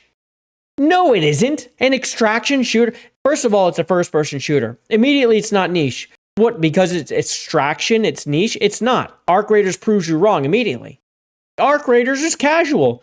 Arc Raiders is more PvE than PvP, but it's extraction. If anything, if Marathon was any good, it would wet those people's whistle to be like, yo, I kind of like extraction. Let me go give Marathon a play. But then they actually come and touch Marathon. They're like, yuck. This game doesn't feel good at all. There's no sliding. It's this weird, the controls, the actual physical controls when it comes to movement are terrible. It's such a slow game with that stamina bar is such a mistake, bro. It's a huge mistake. The guns feel good because they're all lasers. There's actually no gunplay to the guns. They're all lasers. And it's funny because they gave Smash JT shit for his gameplay. But honestly, when I was watching him shoot, I think he was thinking there was going to be bullet drop. When I watch him and he's putting the cursor above the thing because it's long and he's shooting and he's missing. He's like, where is it? He never actually put it on thinking, oh, this is a laser beam. I'm almost positive that's what happened. I'm almost positive that's what happened because you can shoot an SMG across the fucking map. It goes straight. It goes, there's no bullet drop in Marathon. It's insane. So then what happens after this is there's going to be layoffs. Bungie is going to touch layoffs. It's happening. There's going to be people laid off, and it's not going to be like, oh, but the game's shipped. You don't keep all these people on. You do if it's successful in your building. Yes, you do. You don't have layoffs. There's normal things. It's going to have layoffs. Bungie is going to feel that pretty hard. And at some point, Sony's going to have to make a decision what to do with them, which is absolutely true. Do you just do a huge layoff? Do you close Bungie? Or do you basically absorb Bungie into the Sony brand, which may very well happen? Do you just get them into a skeleton crew to do other things? Do they start just being a release name and other devs are kind of working with them? They're going to have to do... Bungie is not going to release a big game like this again. I don't think. All by itself. Right? I don't think it's going to. Marathon's going to be again a Division 2. Right? Yeah. They didn't really support it the way they should. Division 2. Fucking Destiny 2, sorry. Destiny 2, they didn't really support it right. A lot of people are pissed at Bungie. They ended support for Destiny 2 to make this game. Or to release this game. And they're like, what the fuck? Like, but there's still people here. But they're like, bye?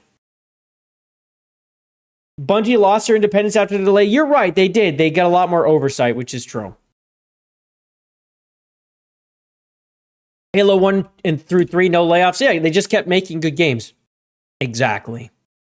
If this game, if I have a great dev team around me, right, and it's expensive, but we make a great game that makes a lot of money, and I'm like, these guys are great. Why would, first of all, why would I ever lay them off?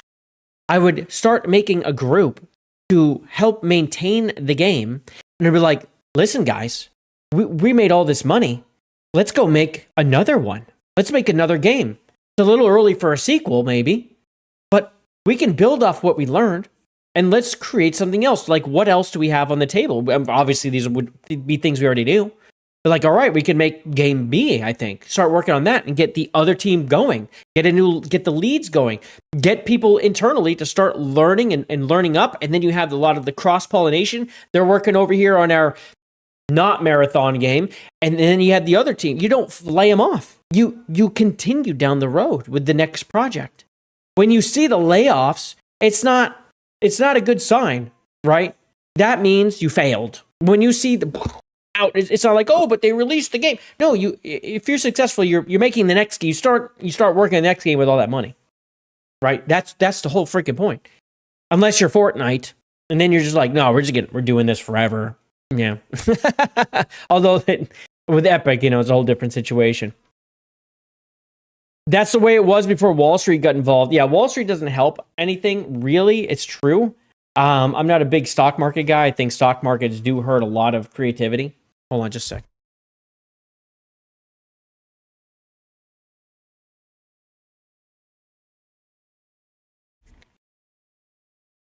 So I said Concord 3 begins today. It's an exciting time in gaming history, and it is. I mean, I am pumped. I've been waiting for this day. You don't understand. I know it's going to number 1. If it doesn't, I'm going to laugh, dude. If it doesn't actually touch number 1, I'm going to laugh. Maybe it's there now. We'll check. But I made this. Oh, I made this. It's so good. I love this. It's so good. I really like the way this one came out. And then I made sure to put this up here. So we got Concord 1 here. We got Concord 3 right here. It's getting released. And we got Concord 2. And we have the OG Concord, which is pretty much, I mean, why do you name your game Concord, bro? You're naming it after the plane that took off and crashed immediately. What a bad omen that was. And let's go see over in the PlayStation Store, how's Marathon doing? Let's give it a little refresh, see if it moved. Because right now it's sitting at 18th. 18th top seller. Let's refresh. Let's see if it moved. Nope. It's sitting at 18th bestseller right now on the PlayStation Store. It's behind WW, which I think this may have released today. Let me double check. No, this isn't even out. Never mind. There was something else that was releasing today. Resident Evil's out, of course. It's first place. Call of Duty. What was releasing today? Was it the show? No, I don't remember. I thought there was. Oh, there was something else. It was like a. It was a expand. It was a limited edition, and I think it was WWE. So even though this says it releases here, I think you can actually get it. Yeah, see the 7-day early act? Yeah, so you can get it early. So that's why this is making so much money. All those pre-orders were way up there, dude. It was killing it. So this thing immediately goes up into 6th place with all these pre-orders down here that actually went to 7-day early access, 2K26, the Era Edition, the King's Edition, the Night War Edition. Dude, look at the prices on these things. Every single one of these was in front of Marathon for the pre-orders too. These were making more money in the pre-orders, and here you can see the payoff. The real difference is that it's in 6th place, and tomorrow this will probably update, and this will go up here somewhere, up in here.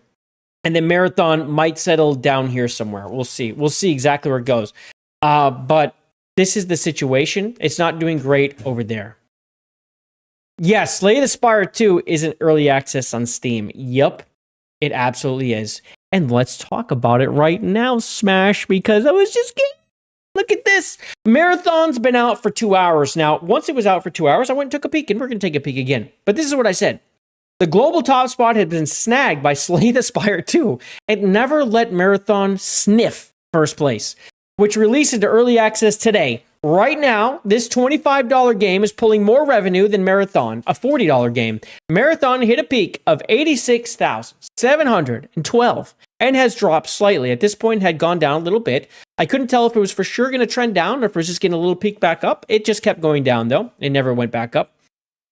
Slay the Spire, guys. 165,423 players, and it was still going up. I don't know what the new number is, so we'll check that out. And I said, I think I'll be picking this one up myself, which, as we all saw, I bought it on stream. We purchased it. All right, we purchased that. What's up, Cal? What's up, JMA? Sorry, guys, I'm just going. I'm not even hardly looking at chat. Sorry about that. So here is the top 10 as of this morning. Not even this morning, sorry. This afternoon around 3 p.m. Eastern Standard Time.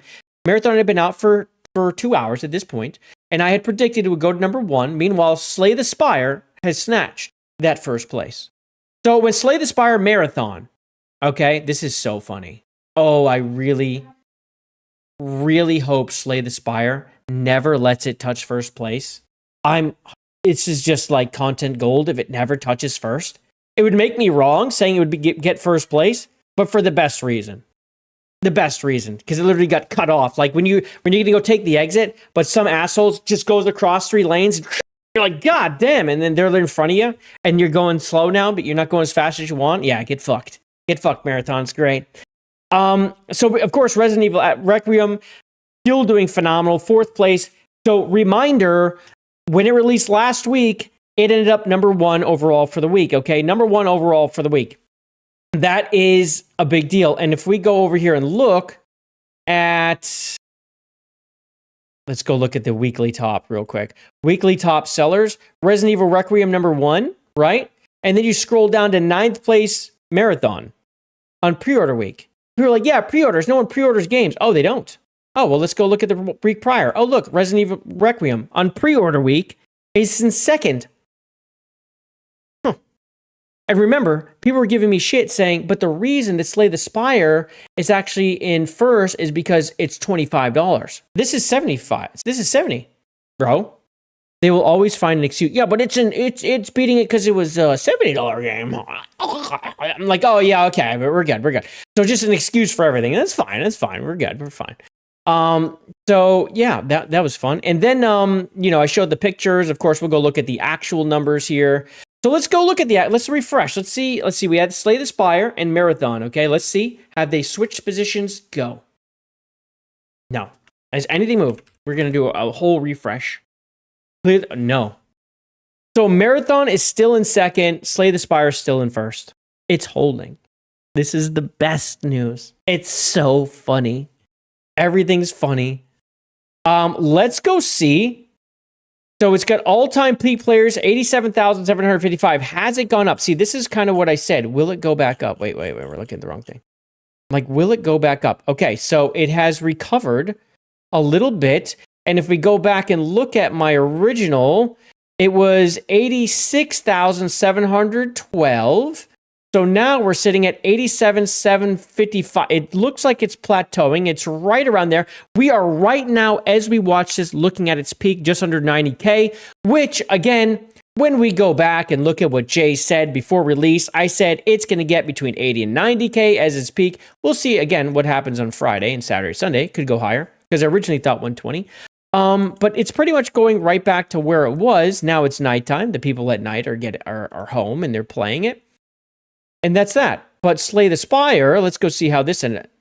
So this is also hitting its peak right now. Oh my God. Holy shit, dude. It's still climbing. Oh my God, dude. Holy shit. Dude, are you kidding me? It's gone up to 225,000. It's got 250,000 people online right now on Steam, bro. This was earlier. Holy, look at this line. Everyone's buying this and playing it. Look at this line. Let's go look at Marathon again. Where was this one? Let's go look at Marathon. There's no line like this. This is how you can spell success, guys. When you have a banger, yeah. It's just so strange. You don't see a line like this. What this kind of shows me is people are getting on and getting off. It's not people are playing a long time, right? Because that doesn't happen. If people stay on, this will keep going up.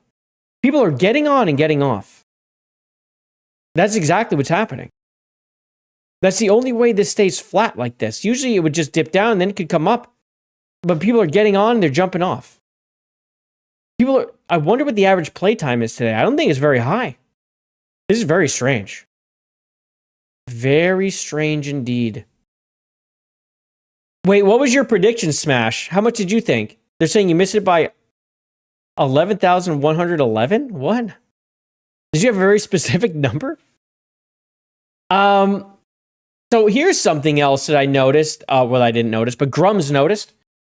Marathon will issue takedown notices for anyone posting data mined data starting today.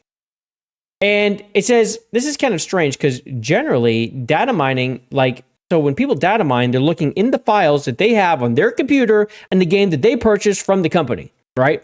They own it, but I guess not according to Bungie. Bungie says, with today's launch of Marathon, we just wanted to give you a heads up that our goal is first and foremost to preserve the experience and surprises for all our players. As such, we will be issuing takedowns for data mined content that has not yet been revealed to players. I need to get a reminder on this. Is this something that we really see a lot? I don't recall hearing this. But if this is normal, this is not normal. You see data mined information all the time. I remember with Apex Legends, they had 9 characters that they had, actual model for this, model for that one. And then you could see as it went, they had less information, but they had something. There was no problem talking about it. Things change all the time. Before Valkyrie came out, people just knew there was going to be a flying one. They're like a flying one, but then you didn't know the abilities because they weren't built into the data. Anyway, so as data mining files that are already revealed, character modes, weapons, etc., and creating fun art as a result will not be taken down. Creators, if it's currently playable in the build, go forth and do your thing. Thank you. Dude, trying to control people data mining you, they are going to put this everywhere. There's going to be people that go and buy Marathon now and then just data mine it. Just to say fuck them. There's not going to be a lot, but it will happen. I guarantee you that. They're just data mine it and just leak it out. Leak it out. And how do they know if you got it through data mining? How do they know? You can just say it's a leak. Oh, you said 7,777? Oh. Oh man, I get you. Well, that's not a bad guess. I said 80 to 90,000. And we'll see if that ends up being the peak or not. It could still go higher this weekend, but I don't think it's going to go I don't think it's going to be a big pop. I mean, dude, this line is actually really concerning. Ladies and gentlemen, if you look from 1800 to 2 o'clock, right? And we already looked at Spire, right? Let's go to a global top seller. Let's go see how Resident Evil looked from 1800 to now. Oh God, I keep doing this. Let's just go look. 1800 to now. Ish. See? And this is a single player game that's been out, right? Is this, let's go look at release day actually. Let's go look at release day. It looks like this game is big, not just in America, so this is a little tougher, but as you can see, like this, see this? This dip up, dip and up, dip and up. This is what I would expect to see. This is more normal. Where it looks like they have a very high turnover rate right now with Marathon. Very, very weird line. And I look at these things all the time. This just sticks out like a sore thumb to me. This is very strange. Now, take this for a grain of salt. All right, this was sent to me by someone saying, take a look at the Marathon Community Hub on Steam. Wildly desperate behavior to inflate a billion-dollar company.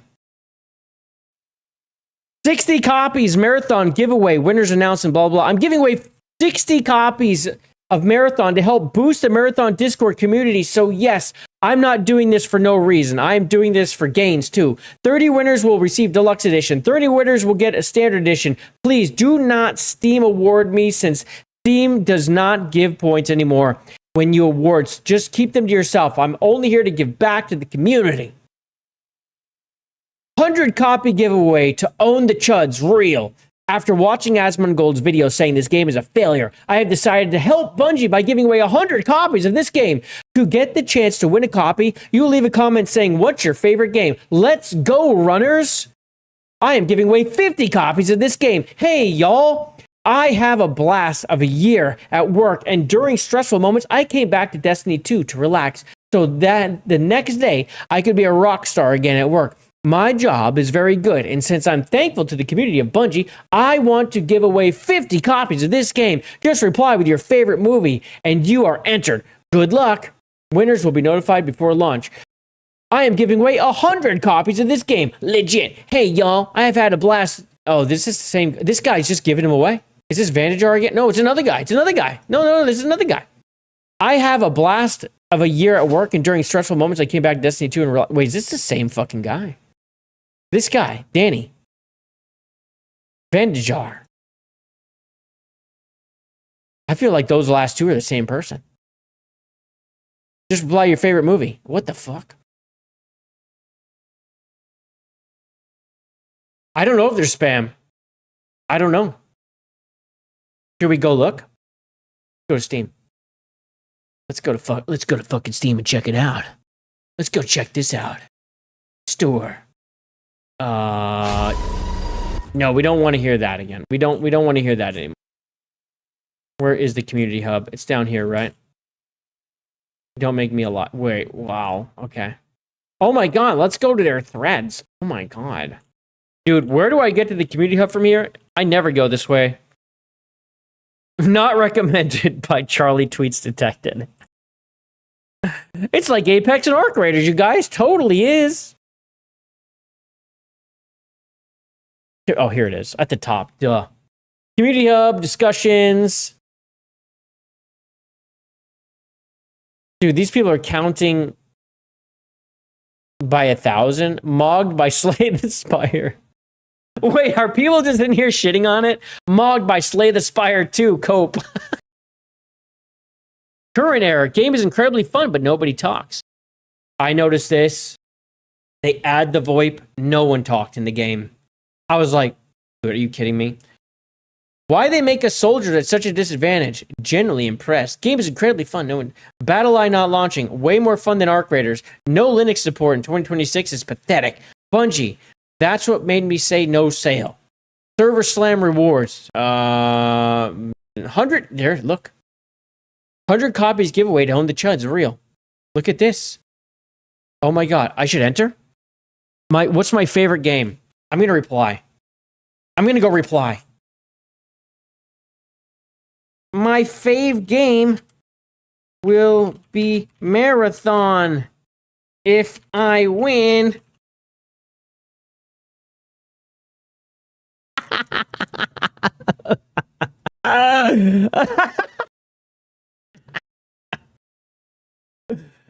Oh, please give me the game, please. This game was rigged from the start. Veilguard flops, the Chuds win. Oh, God. If Veilguard flops, the Chuds win. If it doesn't, the defenders are stuck playing a game made by Bungie. Either way, those who like Marathon lose. They're coping. They're seething in here. 90% overall, whatever.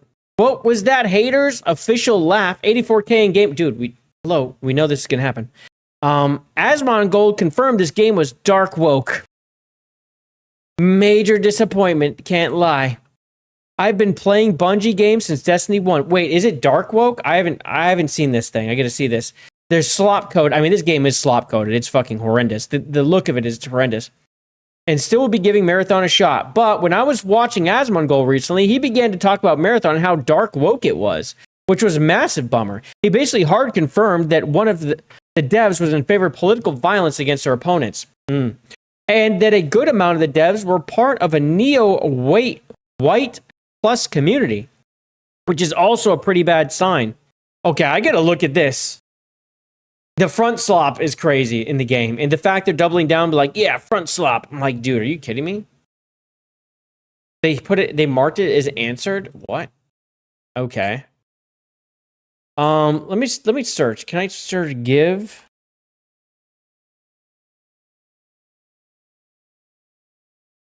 Let's look at give. Giveaway. 100 copies giveaway. I think I already did this one.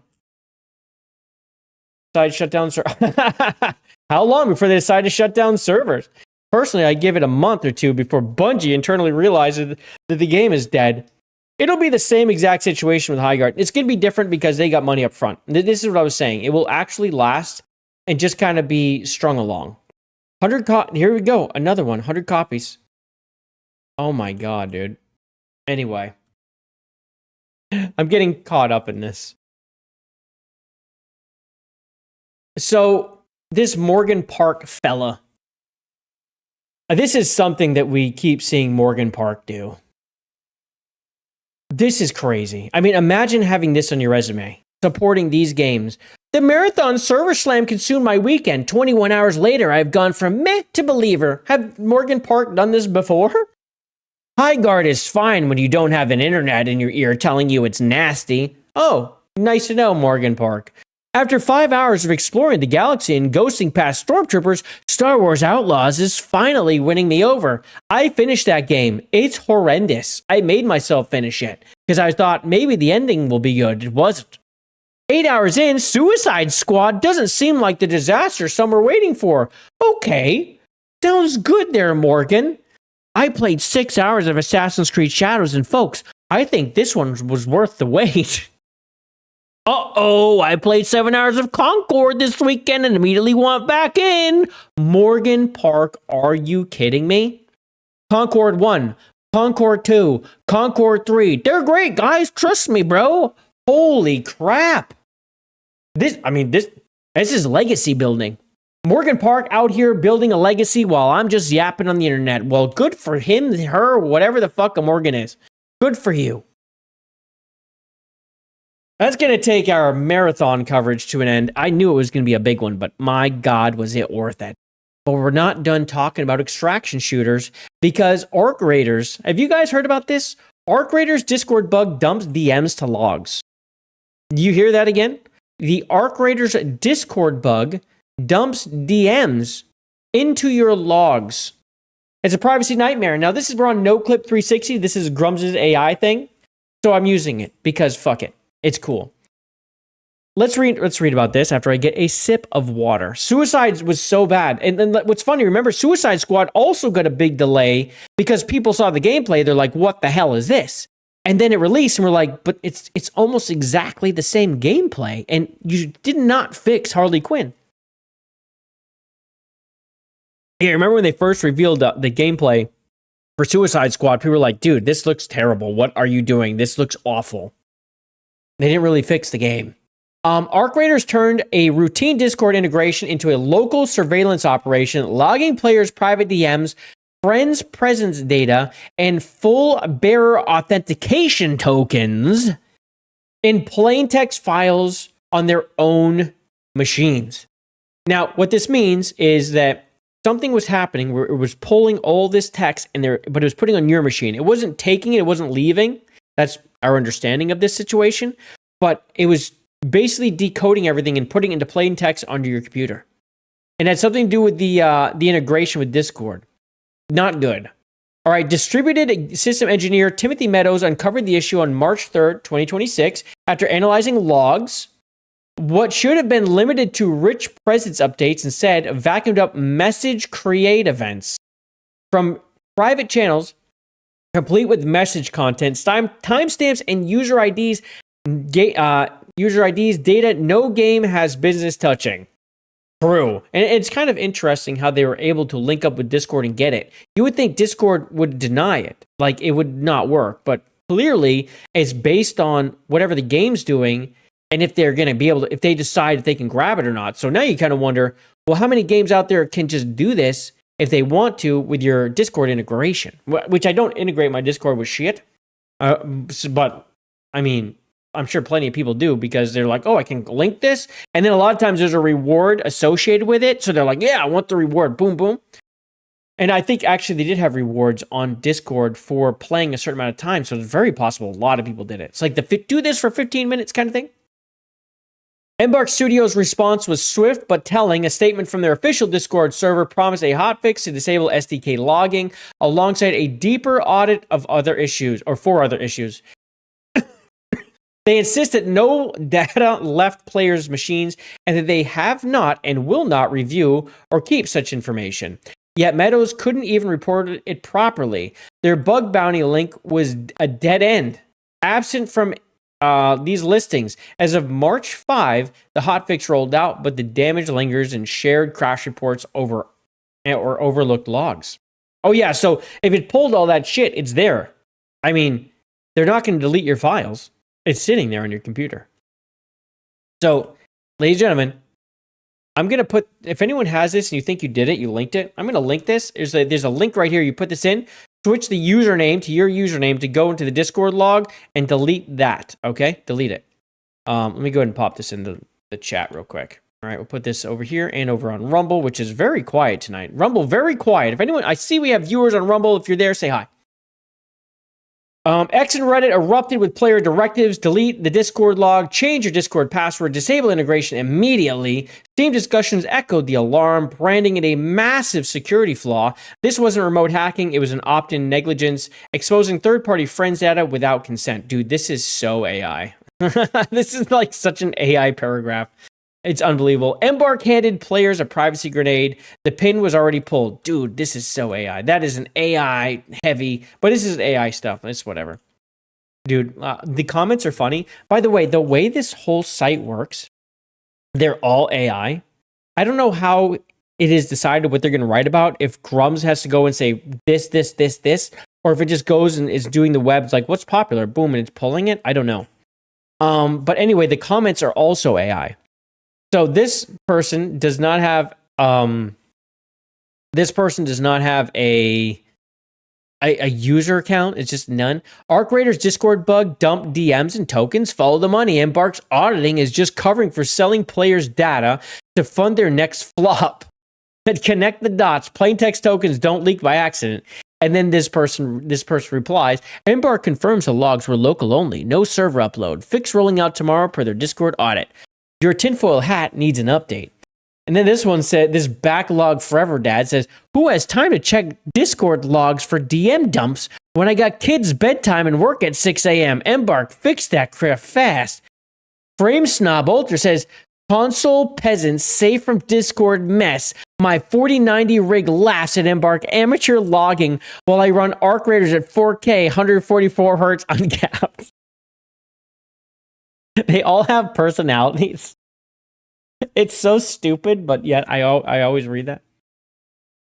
Your 4090's VRAM might hoard those plaintext tokens like a digital hoarder, Chad. Embark's bearer auth leak token discriminate by silicon pedigree. Classic tragedy of the commons in distributed systems. Oh my god, dude. So who wrote this? Let's go read it. Riley Shadow Patel. Oh, this one. I started as a night shift QA texter in Vancouver studio, logging bugs while the devs partied upstairs, until I leaked my first crunch diary to a small foreman and watched the layoffs fall. These are all fake. They're so fucking funny, dude. Ninja already quit Marathon? Well, we knew that was coming. He wasn't enjoying it. Did he try playing? I'm not surprised. He's out. I don't blame him. It's bad. The game's fucking terrible, bro. The game's bad. What's my download speed? Your stream has been struggling to run me tonight, but works fine for other people when I check theirs. What's my download speed? My download speed? I mean, I don't think I'm lagging. I have 0 drop frames. My CPU is only 5.1%. I'm not even pushing this thing. I don't know. I'm probably getting shadow banned, Smash. I'm probably shadow banned. I've been shadow, like I've talked about this before. My channel's in some kind of old flag shadow ban from an old copyright claim from 2007. So I will never, this channel will always have issues. Yeah, it's kind of weird. It's just a thing that but yeah, it's a thing. It's literally a thing. Like it's some old fucking shadow ban from the way they used to treat old copyrights, because copyrights used to be very different back in the day, for anyone who doesn't know, which is why the new channel is doing so well. By the way, where is that? I didn't talk about that today. Where the fuck is that? Do I have it? Oh, it's coming up. Coming up. Well, we'll just do this now. Announcing, if anyone hasn't seen this on JI, okay, we're going to go ahead and put this in the chat today, but JI has a brand new show, legit show, coming out very soon. And it is Amelia's House Rules. So we're going to be following Amelia, of course. Charlie, they got married and had kids. Now, they're aged up in the present. That's the idea. It's like now, okay? And we got Max, their son, and their daughter, Violet. Now, you're going to get to learn a little bit about Max and Violet right now.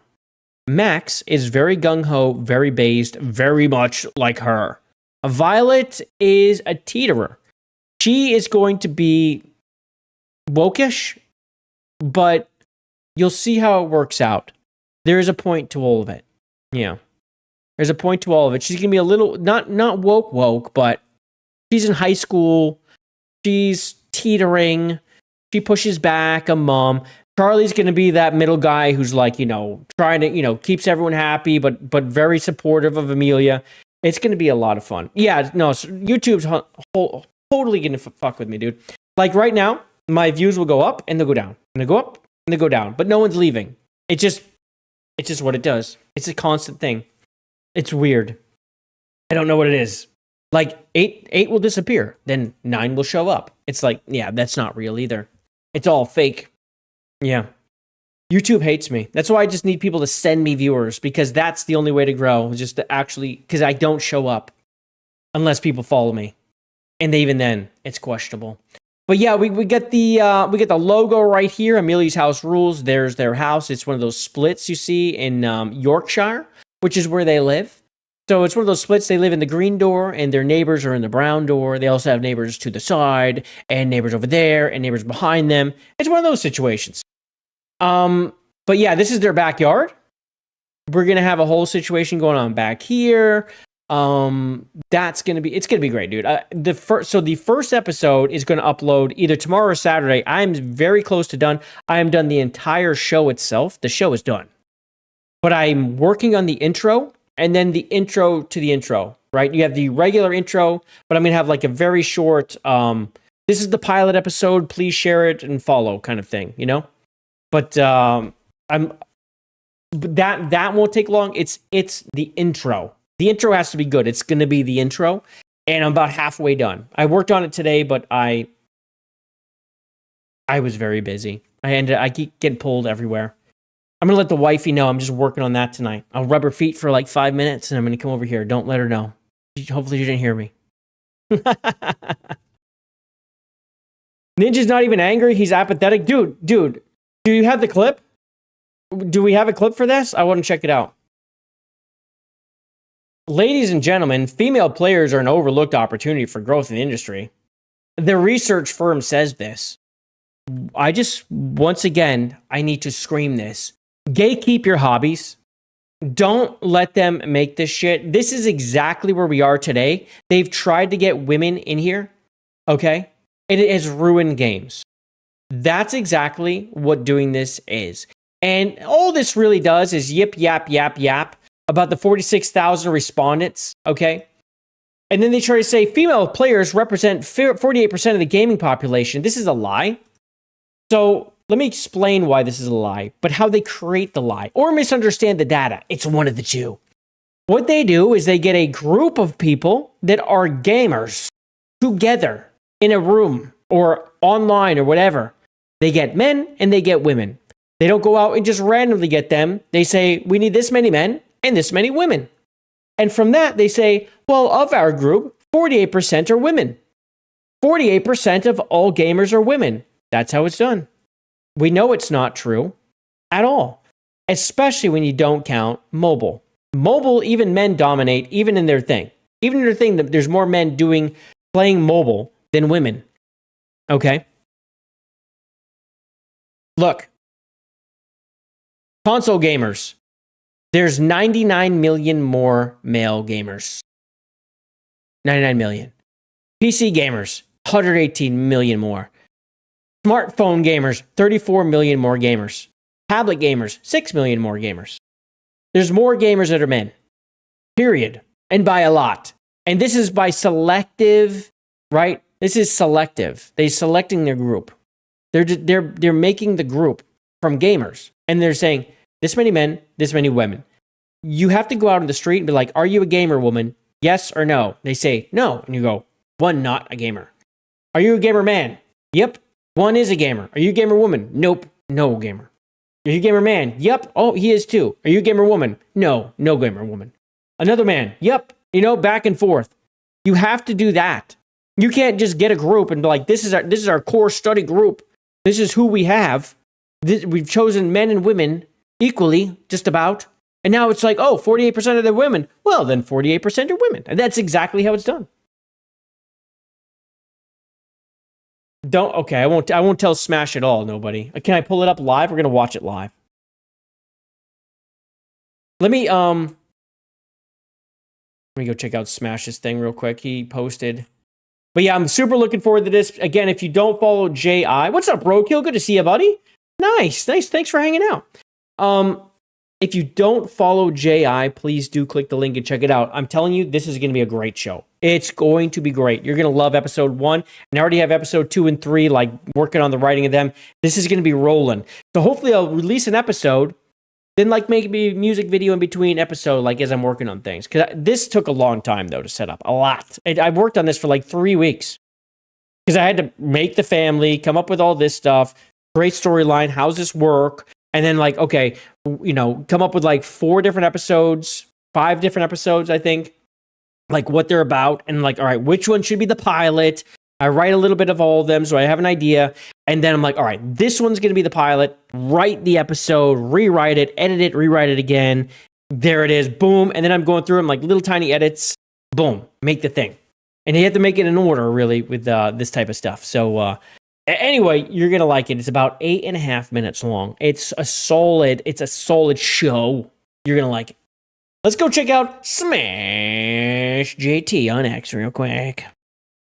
Smash has breaking news. Breaking news. Whoa. Smash, what's happening here? Smash? What's happening up here?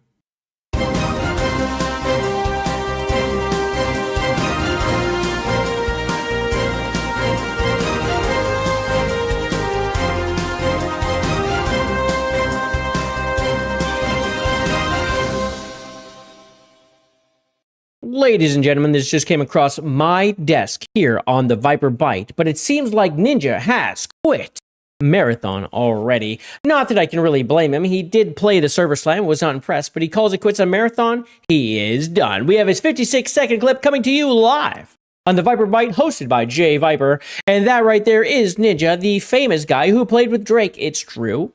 Let's see what he has to say about Marathon. He looks super thrilled to be here. He does, absolutely. Let's check out that video quality and press play.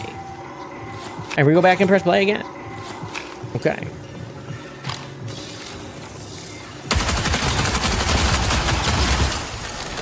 Why is that guy not dead? And now they disappeared. I know he killed him. Dead. Tell me someone's got a backpack, bro.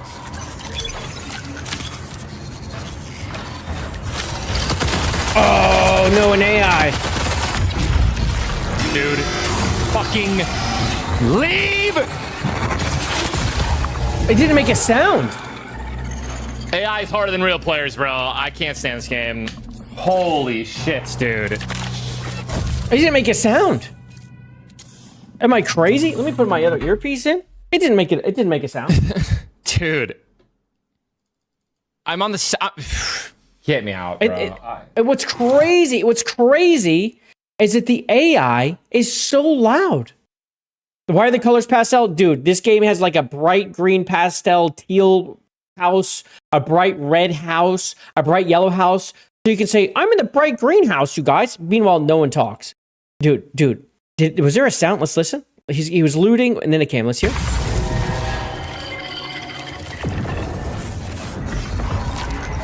Tell me someone's got a backpack, bro.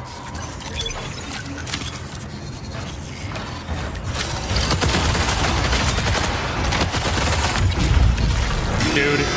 Fucking leave! Dude, this is one of the issues that I noticed. Is there's always sounds. It's just like ADD. These are loading up, going, and then there's something outside that's making a lot of noise. So if there are footsteps, you're never going to hear them because all this stuff is prioritized. It's already there, and you might hear it at the end very quietly. Yeah, it's these loading up, the beeping. It's like lights and flashing, everything's bright, and oh my god, look at the thing, it's appearing. Tell me someone's got a backpack, bro. All that squeaking, and then you move it and it squeaks.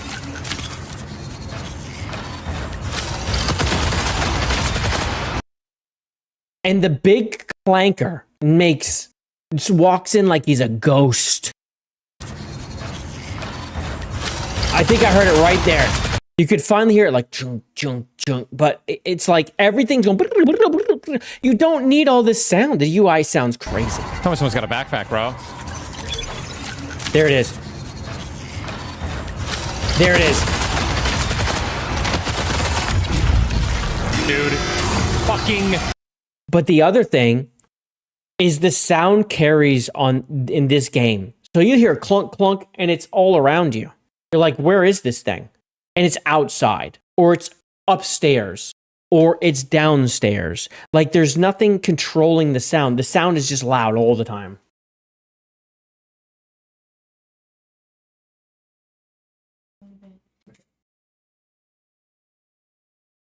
No, I don't blame him. The beeping is insane. It's a pachinko machine. Yeah. This is a little pachinko machine going on, a little pachinko machine. He's just waiting for all this to show up.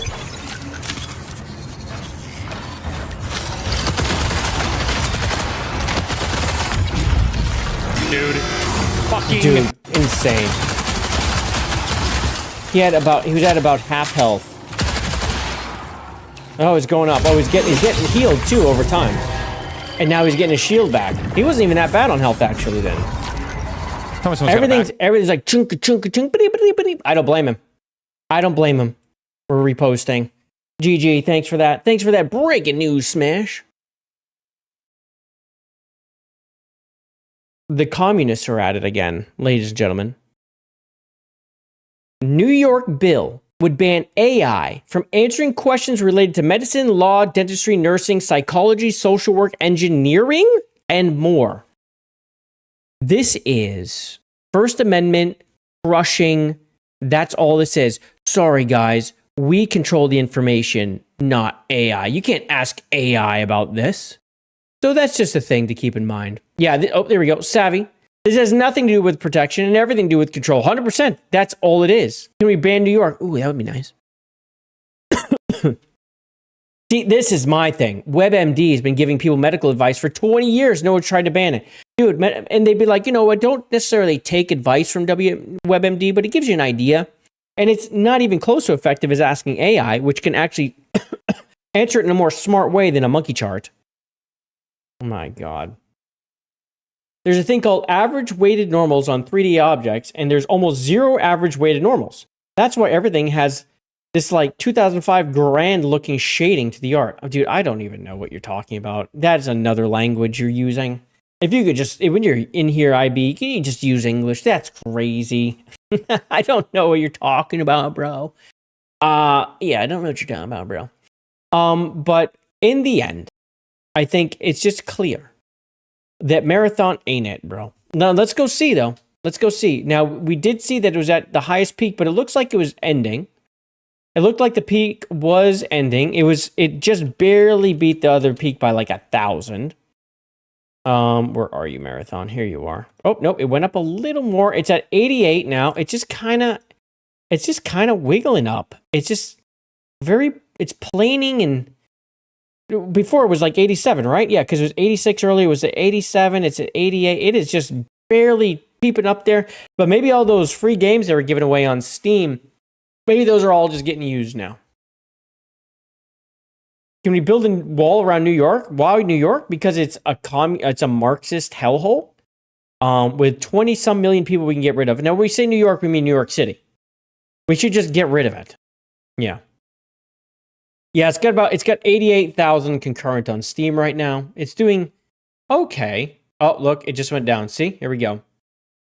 See, here we go. It's been doing this up and down, up and down. It's just kind of going like this. And this, I'm telling you, a line like this, because you're always adding players, right? This is like you're adding players, but people get off, right?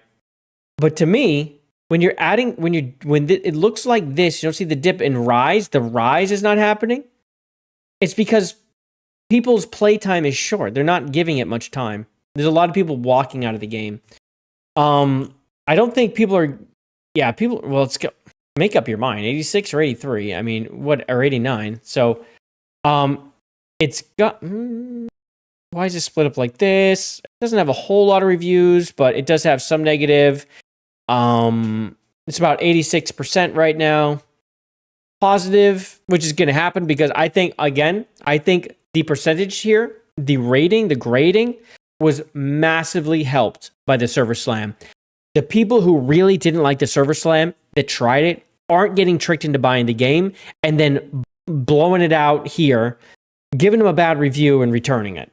They at least got a hand on it. Are the PlayStation reviews good? We can go check that out. They're probably good. Usually PlayStation grades well. Yeah, it's 5 stars. I mean, but the server slam was 3 stars on PlayStation. So again, I think the server slam saved them from the ratings. That at least was a smart move like that. Because again, when we look at the server slam, people came and they left, man. Now we go look at Marathon again. We can see it. We can still see it. I'm like trying to, why do I do this? Let me do this. Like trying to turn, there we go. Like people always try to gaslight us on this. Again, right away. Just get this in. People got in there and they immediately walked out. Oh, let's move. We're in the wrong place. 143, 621. Almost 1 hour and they just started leaving. And then it got this little thing that we're seeing now. Like now. But it not a straight line. See, they left. And then it just dove off, right? For the day. Or kind of normal. And this is something that is alarming. This big dip and rise like this tells me there's no Eastern players. There's no one in China, Korea to give it additional player base. This isn't appealing to them. So there's more revenue it's not getting, right? We are seeing the Western Hemisphere play this game. And then the next day, after 143,000, this is the whole, like, people trying to tell me, people were just done with it. What, after an hour?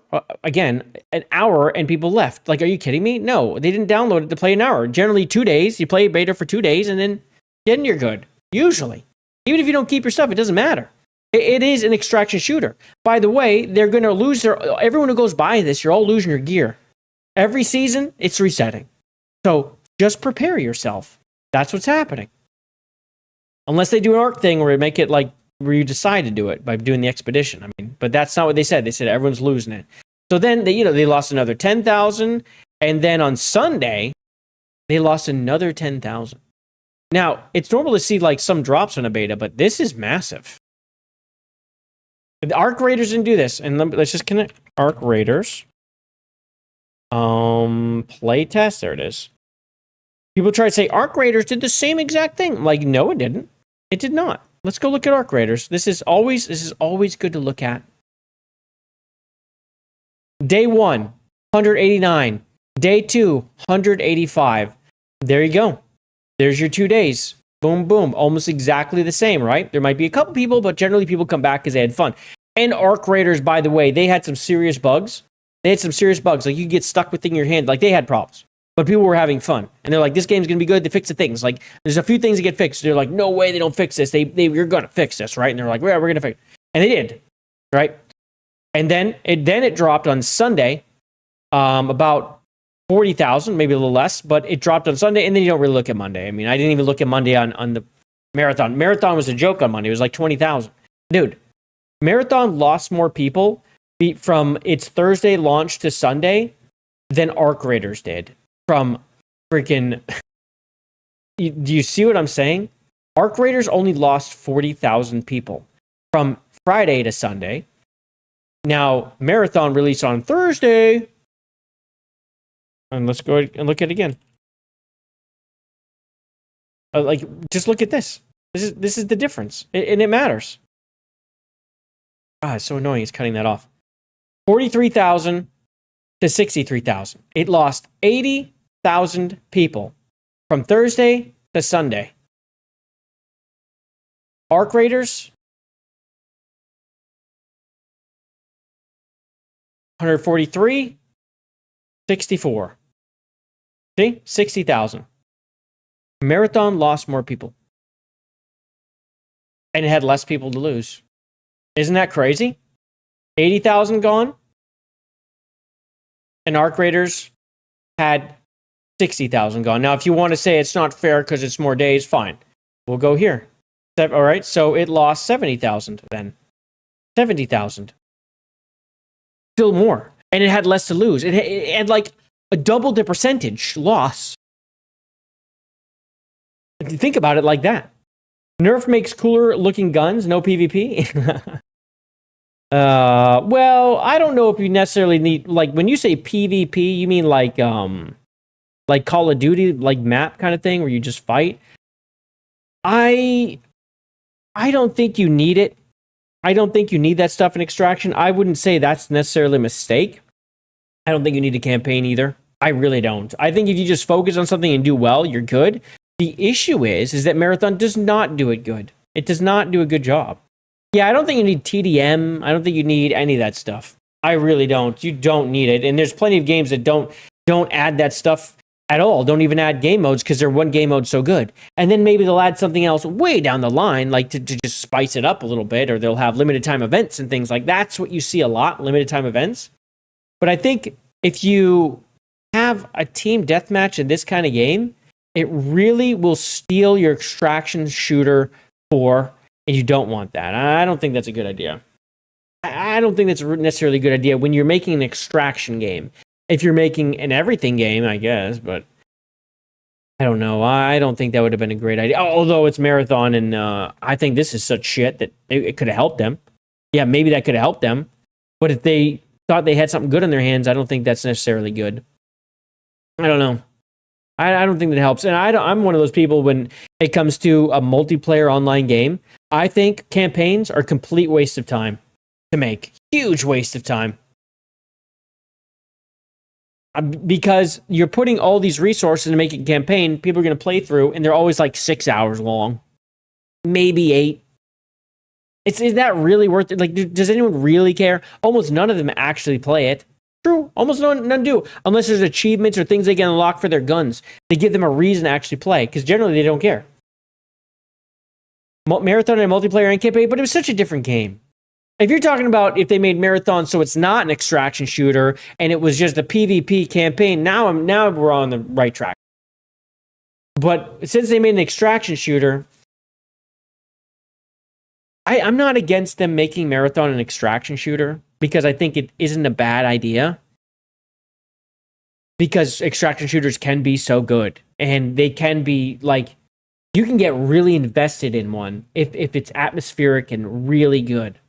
Like Tarkov, like when you're rolling, is a freaking great game. However, they did not pull it off. And I don't think they made it an extraction shooter because they were like, let's make it an extraction shooter. Yeah, like we really want to make an extraction shooter. We had this great idea. I think they said, okay, what is the algorithm saying is going to be popular in 4 years? What should we be making? An extraction shooter. Tarkov's big. What if we make a big one, right? You know, what if we do one for Bungie? They'll love it. Let's make an extraction shooter. Let's just do it. And they made one, and they're like, well, okay, let's use Marathon, because people know what Marathon is. And their whole, like, the reason they made it was the same reason that people put, like, DEI characters in games. Well, we just have to make a character that is this color or sex or whatever, and we get a shoehorn them in, and it becomes so obvious that they didn't actually put their heart into it. I don't think they even knew how to make an extraction shooter. Ladies and gentlemen, do I have to remind you that they didn't even have VoIP in originally? They said there wasn't going to be any in an extraction shooter. You see where I'm going? They had no idea what an extraction shooter was. I don't think they did. I know what one was, but they didn't know how they worked. They didn't understand the community. They didn't understand anything. They just said, we have to make an extraction shooter because the algorithm says that's what's going to be hot. I don't think they had a fucking idea, dude. They called the VoIP toxic, and then they added the VoIP. Yeah. And what's funny is they advertised the VoIP as, what was the term? When they actually decide to put it in. VoIP is the intended way to play for the most invested or something, like it makes you the most invested in the game. But you have the option to turn it off. I'm like, well, here you're admitting that VoIP is the most important, like very important in an extraction shooter when you literally told us, no, it's terrible. They did take the correct feedback. They totally did. I'm like, well, good. Like, good. But what, again, it all goes back to that CGI trailer and then the gameplay, the actual first gameplay reveal. And everyone was like, wow, this gameplay trailer looks pretty good. Like, I was like, oh yeah, this, like, you're fucking running around like this is a new take. Like, I like this movement. And then the game's not like that. And then they showed a gameplay trailer. You're like, dude, are you kidding me? Are you joking? And then you find out about the VoIP stuff. And you're like, dude, what? And then the stolen art and stolen, don't forget, Bungie's also got sued for stealing story ideas. They had to settle that too. They're just stealing left and right. They have no original ideas. They don't know how to make games. I don't think they understand the audience. They just have a bunch of developers they hire. I think that's the DEI. Yeah. I don't think they have a clue. Anyway, ladies and gentlemen, that is the end of the day here. Let's see who we are going to raid. It is 10 o'clock. Good Lord, I was on a tear. I was on a freaking tear. I had a lot to say. But I knew the marathon stuff was going to be peak. It's just so good to watch that. And again, Eric Ishii, please go make your gaming studio. Please. I will like every single tweet. I will do it. You want to make one? I will be there to support you with likes. I will like every tweet. I'm not going to buy anything. Again, I'm not buying anything. But I will like everything you post. Let's give Cult Classic Cage. Let's give her a little shout out here, shall we? Give her a little raid action. Let me just double check what she was streaming. Let me double check this. I saw it for a second. I forgot. Capcom is PC. Oh, okay. She's always messing with PlayStation people and PC people. It's so funny. Marathon made by AI would have been better than this slop. No, 100%. No, they should have. They should have just let AI do it. Oh, here's the original, you feed it the 3 original marathons. And you're like, we want a modernized marathon that's really cool with cool characters and cool places. Here you go. And it creates like cyberpunk-like city areas, PvP, the original stuff, a cool cyberpunk-like fucking, you know, you want to make a grunge cyberpunk, tell it to do that. Make awesome those types of characters and have it make a game.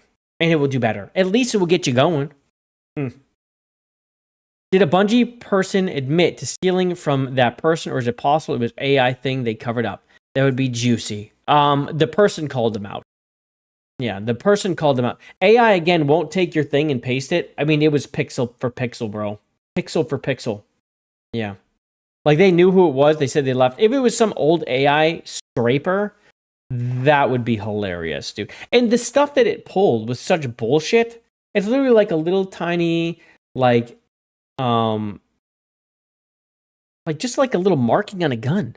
I'm like, why would you even take that as a holding place? Just draw 4 squares in an orb. I mean, that was it. It was so stupid. That would be funny if it was old AI that just scraped and stole, or their own personal AI. Oh god, that would be funny. We'll never know. They've already killed the people who know. They're already dead.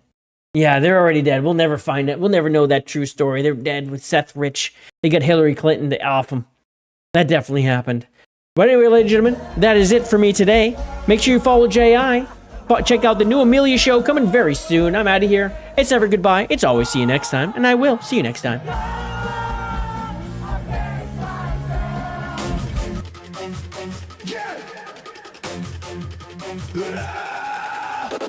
Lights are fading, game was strong.